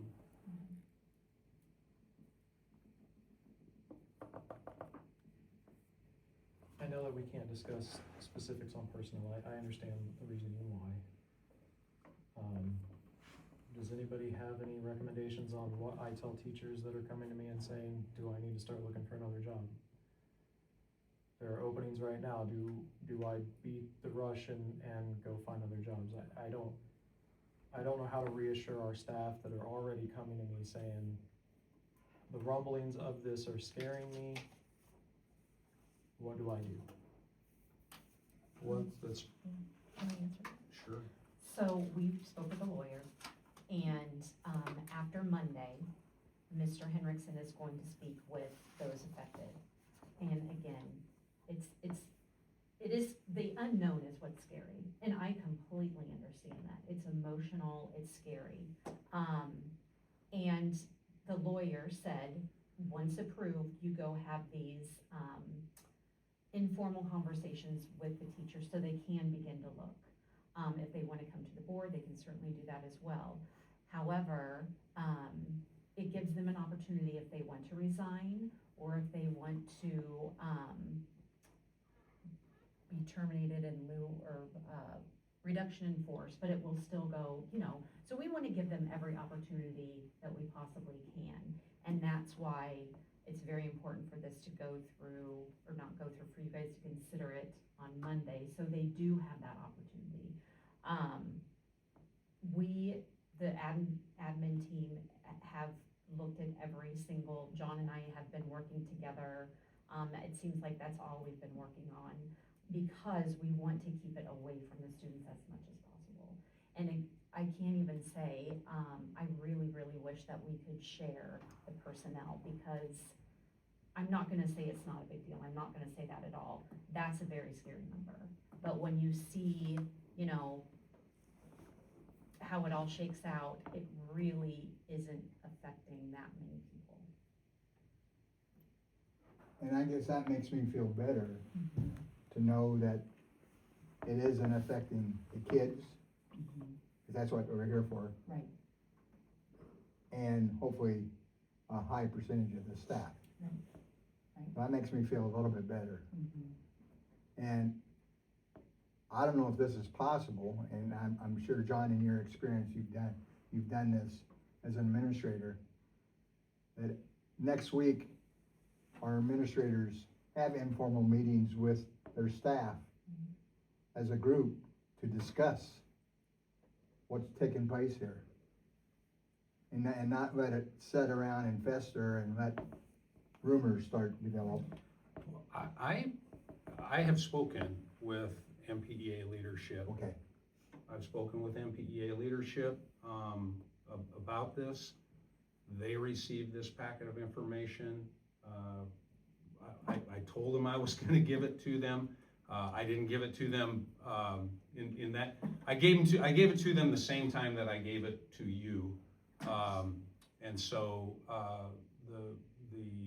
the association's leadership is aware of this process. So yeah. Do union rules dictate kind of a pecking order, or is it us going Well, and saying this position we are following our reduction in force language in the handbook. Our employee handbook has reduction in force language. Well, some of these things that you just all have said has made me feel a little bit better. And we haven't even received, because last year we had a lot of people moving, leaving the district for one reason or another. We haven't received any of those yet. So that's kind of the stinker of the deal. If we knew what positions were going to be open, you know, see people's endorsements, who could be there, who can, kind of juggle around. But again, it's when you're able to see, who is affected, I think it'll be an easier pill to swallow. Not that losing anybody is a good thing, but. And the reason that I talk about legislative action so much in our meetings is to try to paint the full picture of how we end up where we end up. And I will continue to voice my disdain for the decisions of our legislature in this state for the past decade in underfunding public education. We advocate as much as we can. I try to talk to everybody that I can to join our fight in advocating. We have seen great leadership up at the State House from the education world voicing our concerns about this for the last 5 years, and it just falls flat. And I just want to continue to reiterate my disappointment in our legislators to continue to turn their backs on public education, to continue to strip public funds to go to private entities and leave us high and dry. And this is a direct result of that. And I don't know how else to say it, but I hope that others will join our fight in advocating for public education, or else things like this are going to continue to happen all across the state.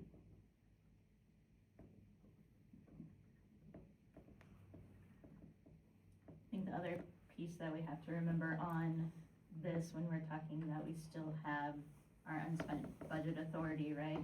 So, but making these adjustments to get us back in line with our revenues is important to a balanced budget. And also, we still want to grow, right? So growth means we're still master planning. We know our facilities need more, right? So if we don't get our spending in line, we're not going to be able to borrow or leverage for good rates to make capital improvements moving forward.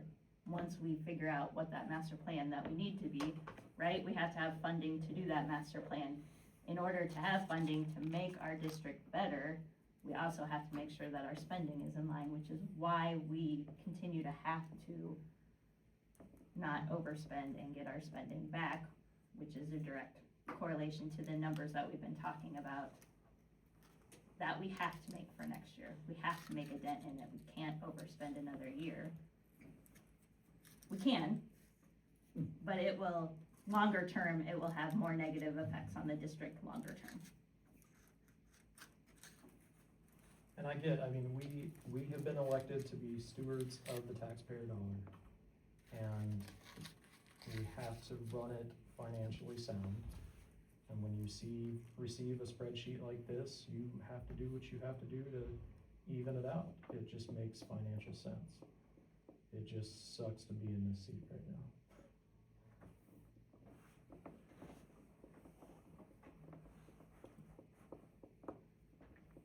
Craig, if your last cut is personnel, where do you look first?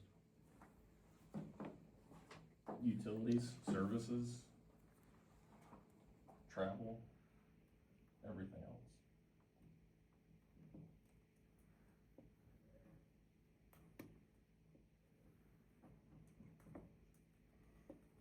And as a board, it is important for us to put our trust in the process.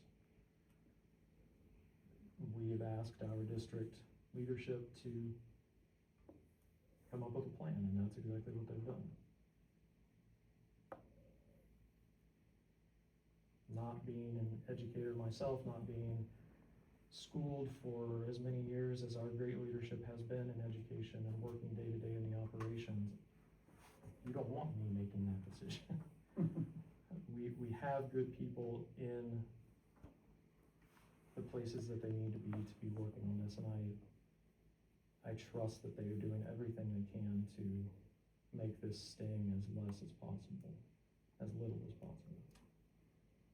John, with the reduced overtime, what type of, is that janitorial, what buses, what are we looking at? Yeah, it's mostly non-certified, some out of central receiving, some secretarial, so, yeah. We're gonna notice a decrease in services or appearance or anything with that?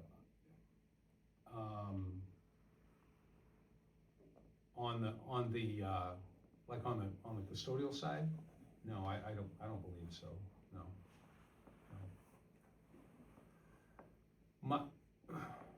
My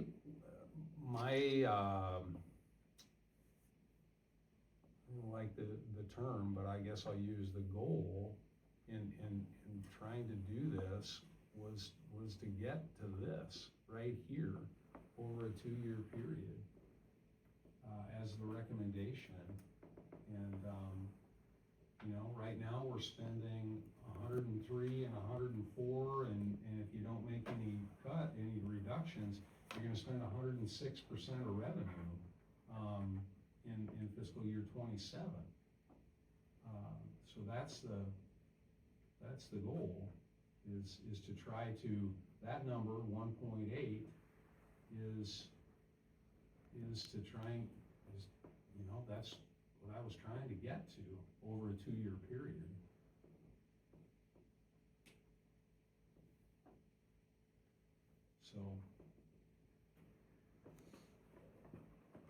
So if this goes to the board Monday night and votes on, when do we start discussing phase 2? My recommendation is we have a public hearing on the closure of Salem as soon as we can.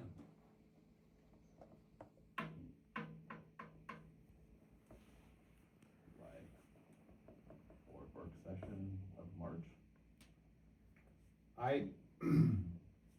We could turn around a public hearing on March 23rd on the closure of Salem, yes. I think it'd be advantageous for, as you guys have expressed, for people to know if that's the direction that the district is going, then that people should know. And the board should hear it sooner rather than later.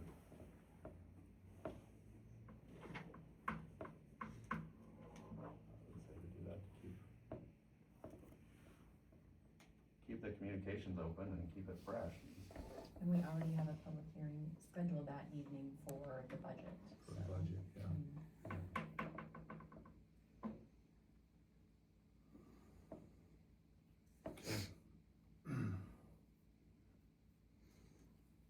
And all we can do is get the information out to people and the correct information. And I wish more people would attend. Well, I think you'll have them on this one. Pardon me? You'll have them on this one. Oh, I'm sure we will. I get it. None of that changes this. None of that changes this. You know? None of that changes the necessity of coming up with this.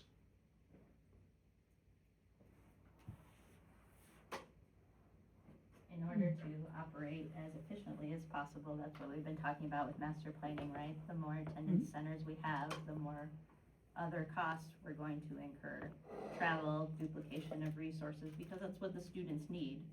So as we continue to work towards a master plan and trying to figure out what that right answer is that nobody has yet, those goals are always to give the kids as much as we can. We have to cut back on some of the duplication and redundancy of other things. So we're giving all of our students an equitable.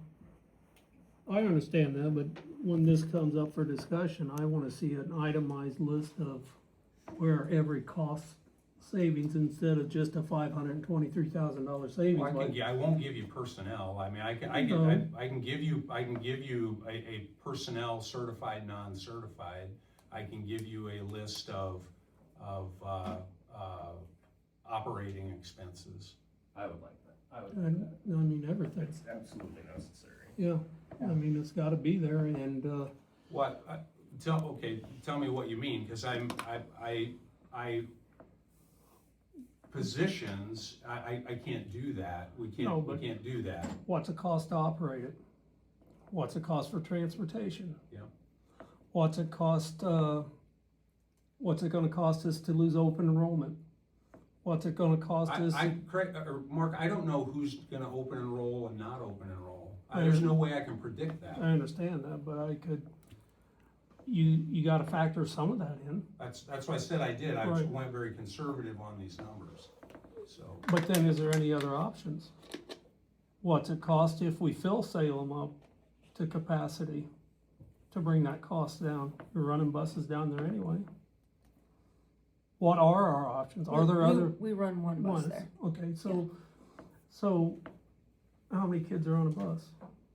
Depends on the bus. I mean, I honestly, I can't tell you exact numbers. I mean, we drop off some earlier. I mean, you have personnel going in at 7:15 in the morning. So I mean, that's So stuff I'd like for to see. kids that we already drop off early in the morning, But to fill that building, to make any changes, it'd be new people in to the district. Right, because it doesn't do you any good to shift someone from Van Allen to Salem. you would add transportation in order to do that, because you wouldn't be able to It's move making enough that kids in one classroom bus that we bigger, currently making the have. revenues bigger per classroom. Once you reduce the section in one of the in-town schools and then fill the classroom in Salem, then you have additional space in the in-town building. And then you have increased ride time for those students and increased transportation costs. But it would match if we close Salem and transported people from Salem then? I ran the numbers for, John. I have all but 16 students currently already routed on buses. So if Salem closes, we only add 16 kids. Now, I mean, that number can fluctuate some, but as of right now, that's what I have for my numbers on that. But the ride time would be the same, either you're going out or you're coming in. Actually, it would decrease some of the Salem kids' ride time, actually, if they go into town. It would actually decrease some of their timeline. So where do you draw the line at on the bus routes to whether they come into town or go to Salem? You mean have more buses go to Salem first? No, I mean, if you gotta have, If they're on this street, you go to Salem. Right, On this street. because which it's been a lot of years ago, kids are in the school, you know, you had the transfer point at Skunk River. We actually eliminated that transfer point when we were only down to 2 kids that utilized that. Okay, So that's why, we do have a handful of kids that come in to the middle school and then transfer and go down to Salem. okay, But currently, the majority of our kids that ride a bus that go to Salem are dropped off early and stay late. at Salem, okay. Typically, that's the majority of our Salem kids.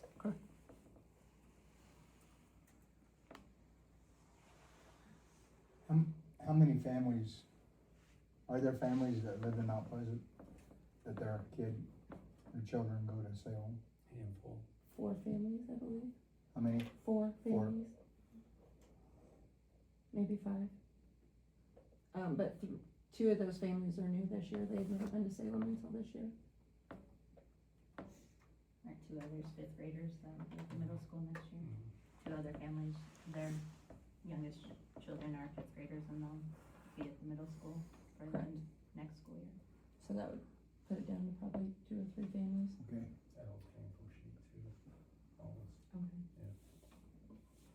And I keep looking at this and I know we're only looking 2 years out, and you don't wanna look 3 or 4 years out, but we have like $3.2 million of that we need to get rid of in the next 5 years, and I don't see how you get rid of it without consolidating. And I'm not only saying Salem, I'm saying, what about another school building in Mount Pleasant? Cause you're still trying to take off $500,000 for the next 3 years after this, after the next 2 years. That's why the master plan is crucial on how we figure out how to get our costs consolidated, so we can keep as much in personnel and have the most energy efficient, which leads into whatever buildings we have left being as energy efficient as possible.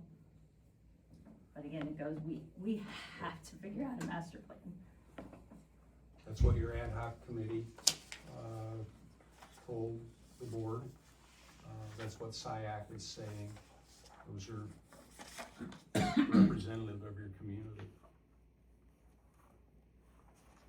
Anything else you want on this for now? I mean, if you tell me to take, you can mull it over. If you tell me to take it off the agenda, I'll take it off the agenda, so. We have to publish tomorrow. Right. Yeah, I've gotta publish it tomorrow, so. Okay, policy committee items. I said the other night, Tuesday, I sent out, first reading of board policy series 600. It's like there are 600 policies, in this series, so, Only 69 pages. yeah. That's because I took out a lot of the legal references that were on those pages. So let me know what questions you have. This is a first reading. If you have questions tonight, we can talk about them and I can get answers, try and get answers for you. And again, there's time to get answers between a first reading and a second reading. So, is there anything tonight that you want me to look into? I've only got 7 this time. Okay. I'm down a lot from last time. 601.01. 601.01. 601.01, right here, right at the first school calendar. The board may excuse graduating seniors from up to 5 days of instruction. Yep. The way I look at the calendar, they're out 9. 3 of those days are built in, probably short one. That's because that's if you're running days. We run hours. So the minimum number of hours is 1,080. Mhm. So 5 days of instruction for us is, what is that, 32 and a half hours? Okay. So seniors would only be required 150-ish hours of instruction. 1,050? Well, so again, Craig, Not 150, 1,050. right, Okay. right, did I say 150? Yeah. Sorry about that. 1,080 is minimum. Mm-hmm. Seniors are forgiven 5 days. Our instructional days are 6.5 hours. So 5 times 6 is 30. 5 times 0.5 is 2, so 32 and a half. 32 and a half hours, so 1,080 minus 32 and a half is what seniors are required to attend, or to, that's their. Okay, just seemed like we were off by 1 day, so it seemed like we were off by a couple of Yeah, no, hours. we're- Okay. I can check on it. I mean, I know that's how it goes. I can check our calendar Okay. on it, yep. I'm sorry, I know how it goes. I know that's the law, that's the code, that's, but I will check on it. Okay.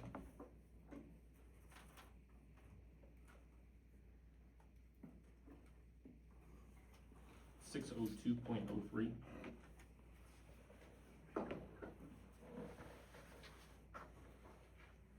So it's referencing the curriculum evaluation Uh-huh. process. Uh-huh.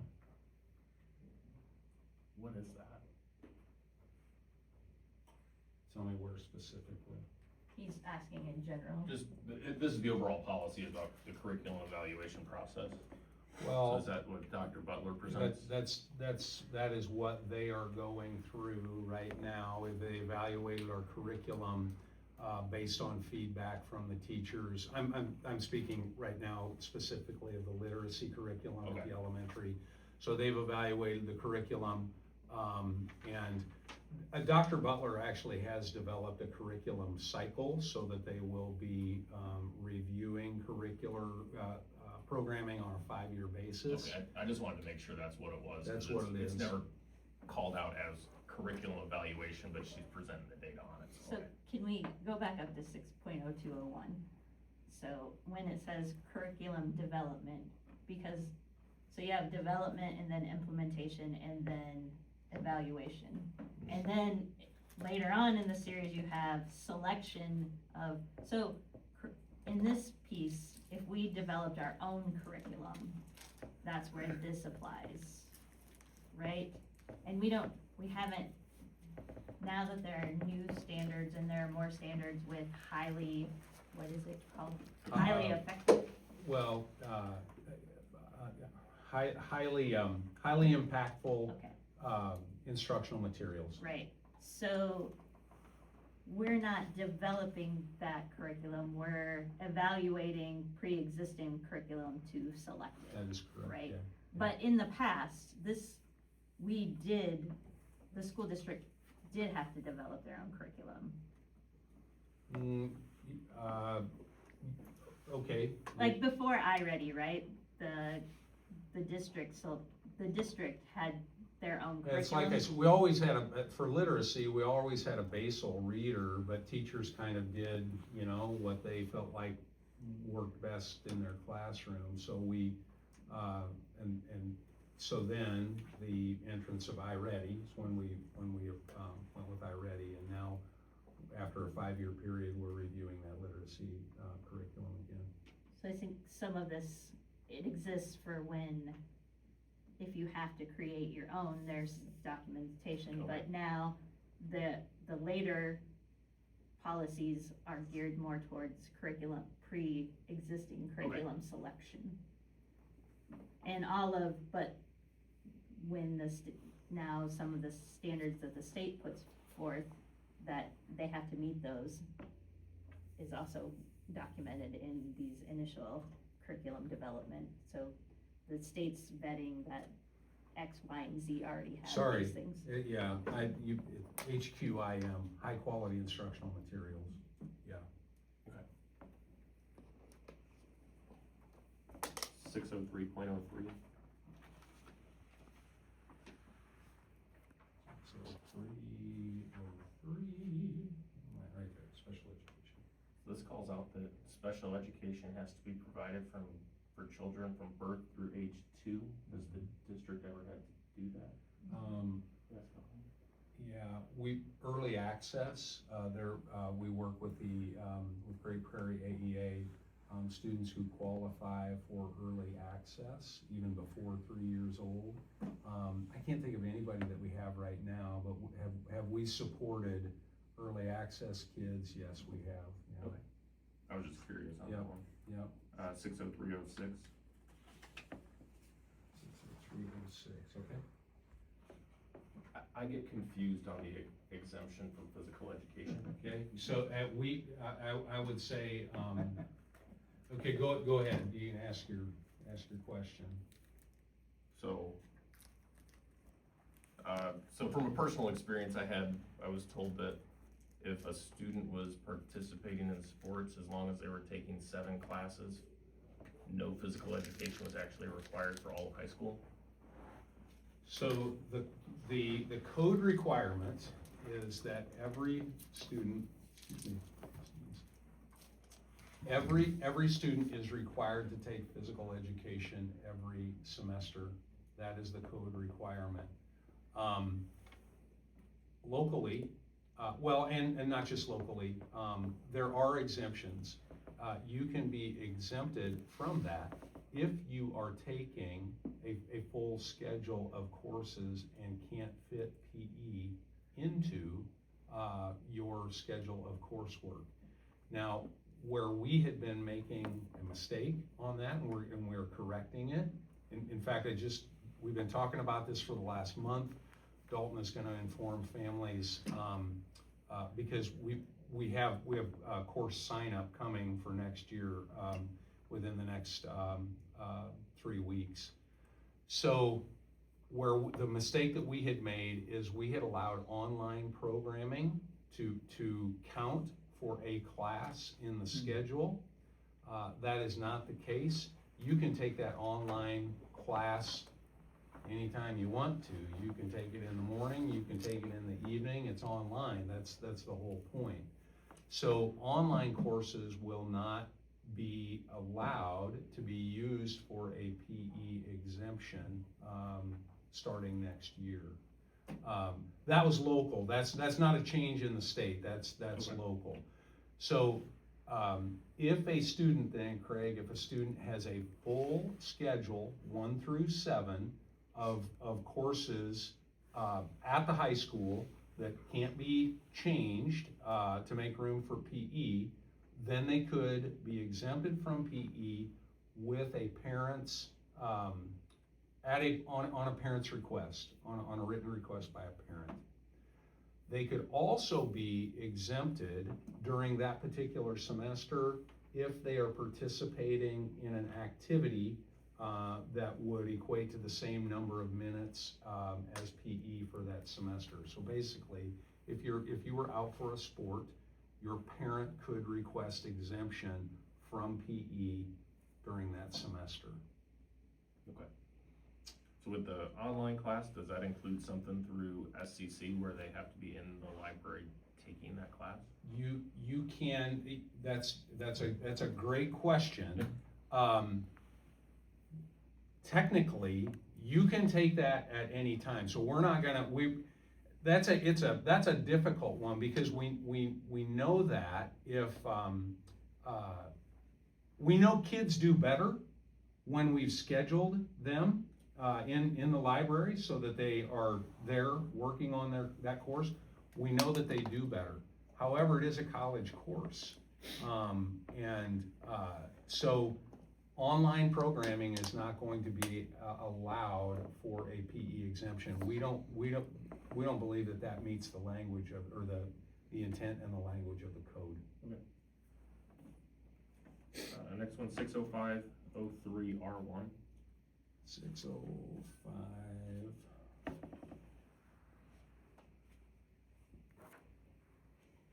Sorry. 6053.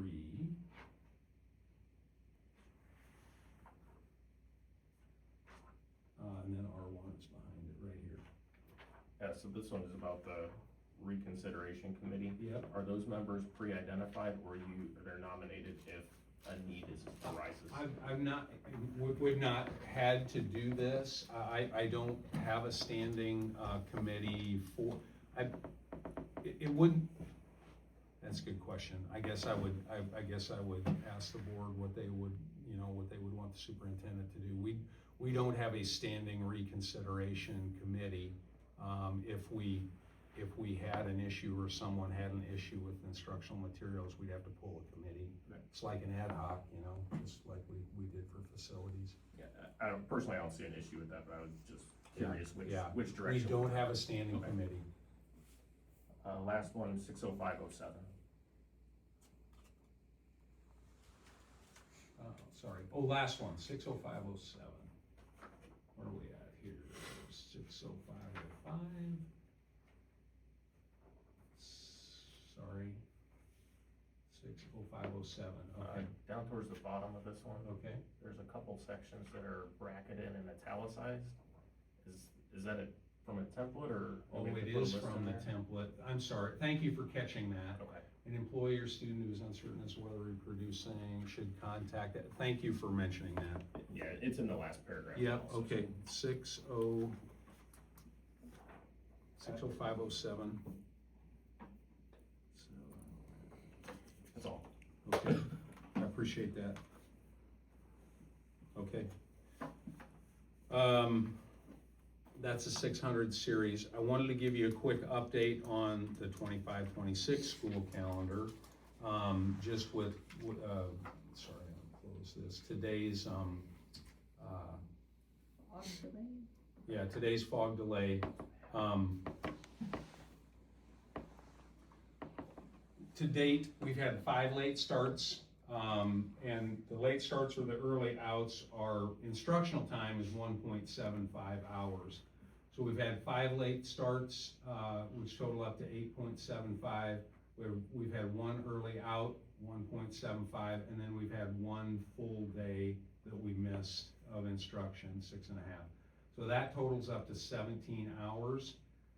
What we scheduled in the calendar was 1,098. You can see when you passed it, 1,098 instructional hours there. So 1,098 minus 17 leaves us with 1,081, and there's 1,080 required. So so what I'm sharing that with you is if the board, we wouldn't do anything yet because, we still may have more time.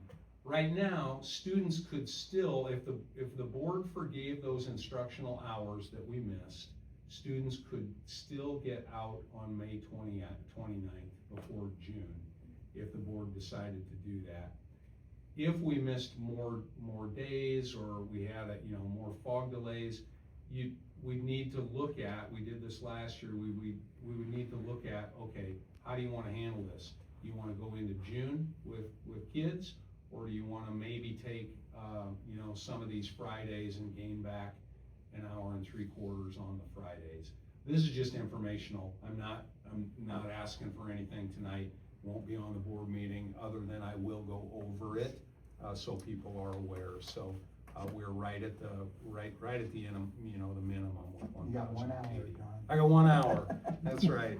Got 1 hour. So teachers will make up the day that we missed. They will make up that contract day. No, cause it's 1.75 and we only have 1. I will have an overnight trip request on the board meeting, State Science Fair, March 26th and 27th. And been working with Miss Bryant on that at the high school. There will be an overnight trip request from FFA for the state FFA convention, April 19th and 20th. I was speaking with Mr. Faith about that one. And then I do have on thanks Anna, I do have on the finance committee, I thought most of you would be here. I didn't know who would come to the finance committee, so I did want you to see. We have to, our preliminary aid and levy for budget certification it was due today, so we put together this totally preliminarily. I just want to share it with you. So I'll just go through these, the highlighted here. 2% is what we're going to receive. Governor's already signed that. We have as modified a supplemental amount dropout, 340,000. You guys have already approved that. Now, where changes could be made are with the ISL right here. 10% is what we have done in the past. 10% of the regular program costs. It's about $1 million. This can be adjusted whether if we go more in income surtax, then the property tax levy rate goes down. So if you go down to 5 in income surtax for the property tax, for the ISL, then your property tax portion is going to go up. We went ahead and did an initial certification at 8%. That's it. You guys, you have we don't certify the budget until April. So I would expect that we will bring this down, or you can tell me to bring it down. This is our cash reserve amount. We still can't cash reserve for much of anything, $43,363. This is the voted PEPL at $1.34. Let's see. We don't have, that's straight property tax. We don't do anything in PEPL with an income surtax. And now we've got $1.25 million in the management fund. And the reason we had $1 million last year, we can certainly bring this down. The reason that just initially that we went up to 1.25 is because school districts insuring through EMC are responsible for wind and hail damage on the front end at 1% of the total insured value of the building that was damaged.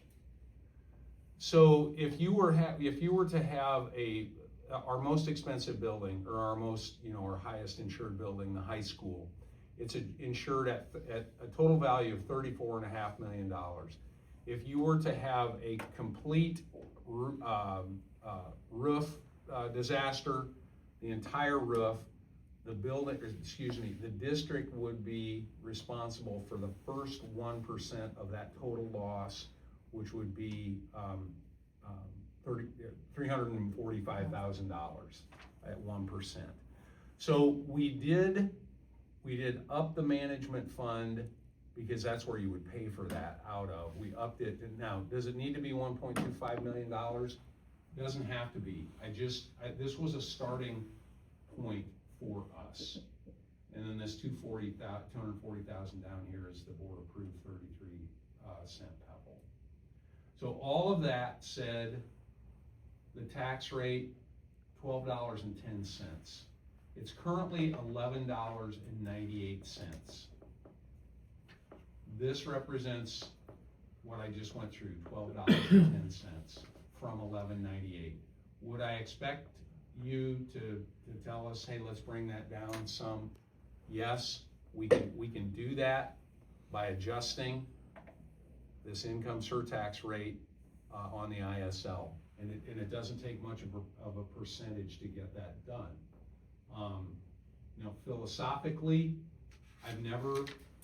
Philosophically, doing an income surtax rate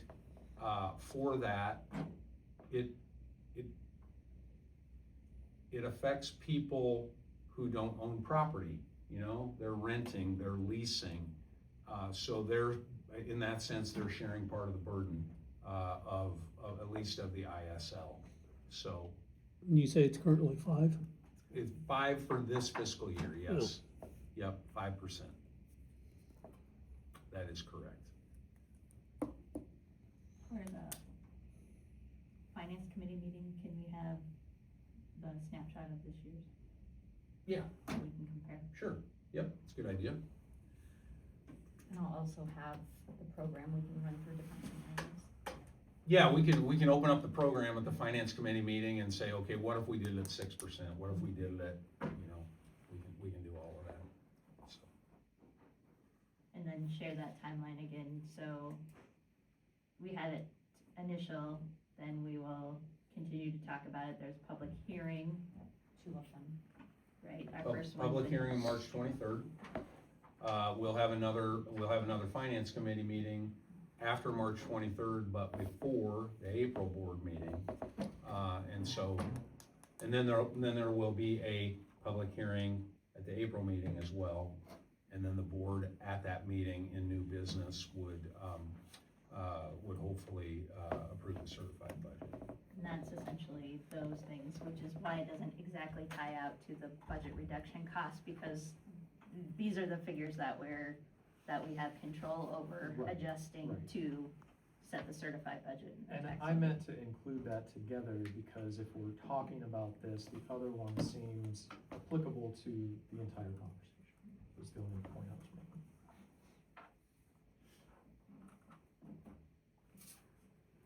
Anything else we want to see on this side of things for future meetings?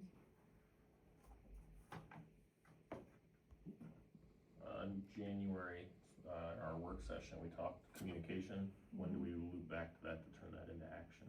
I think we have another work session. Okay. Action item. We've had, need to have some initial conversations with, Dr. Dentlinger as well. As we end one school year, she would like to do some board, development as a group over the summer, with IASB, and that could be as, what are our communication goals going forward? How do we change? Do committees look different? Do work sessions look different? We set them, but as we get into new leadership, it's also a good segue. She can ask questions. Why have you been doing it this way? There are some other ideas, this has worked for us, but this could work differently. We can spend the summer doing that as well and iron out, so when we start the new school year with some new ideas, new rules. We've talked about those other things we talked about. It's kind of hard to jump into them midway, but she would like to do that board development with us as well, as she understands current processes and what she would like to change and make better. Website progress. May 15th, it'll launch. Yeah. May 15th, Okay. yep. So come right up. Countdown. Countdown. You said May 15th? Sorry, March 15th. Okay. Just like I said, $150, 150 hours, but no, March 15th. Okay. That's coming quick. Yeah, so, If everybody will be in person on Monday, then we will do a group board picture there you go. for the new website. I would God, I love a missed Skype that. link for Monday. Skype, what generation you living in? Yeah. Craig's making me, Available. I use a flip phone. Craig's making me work that night.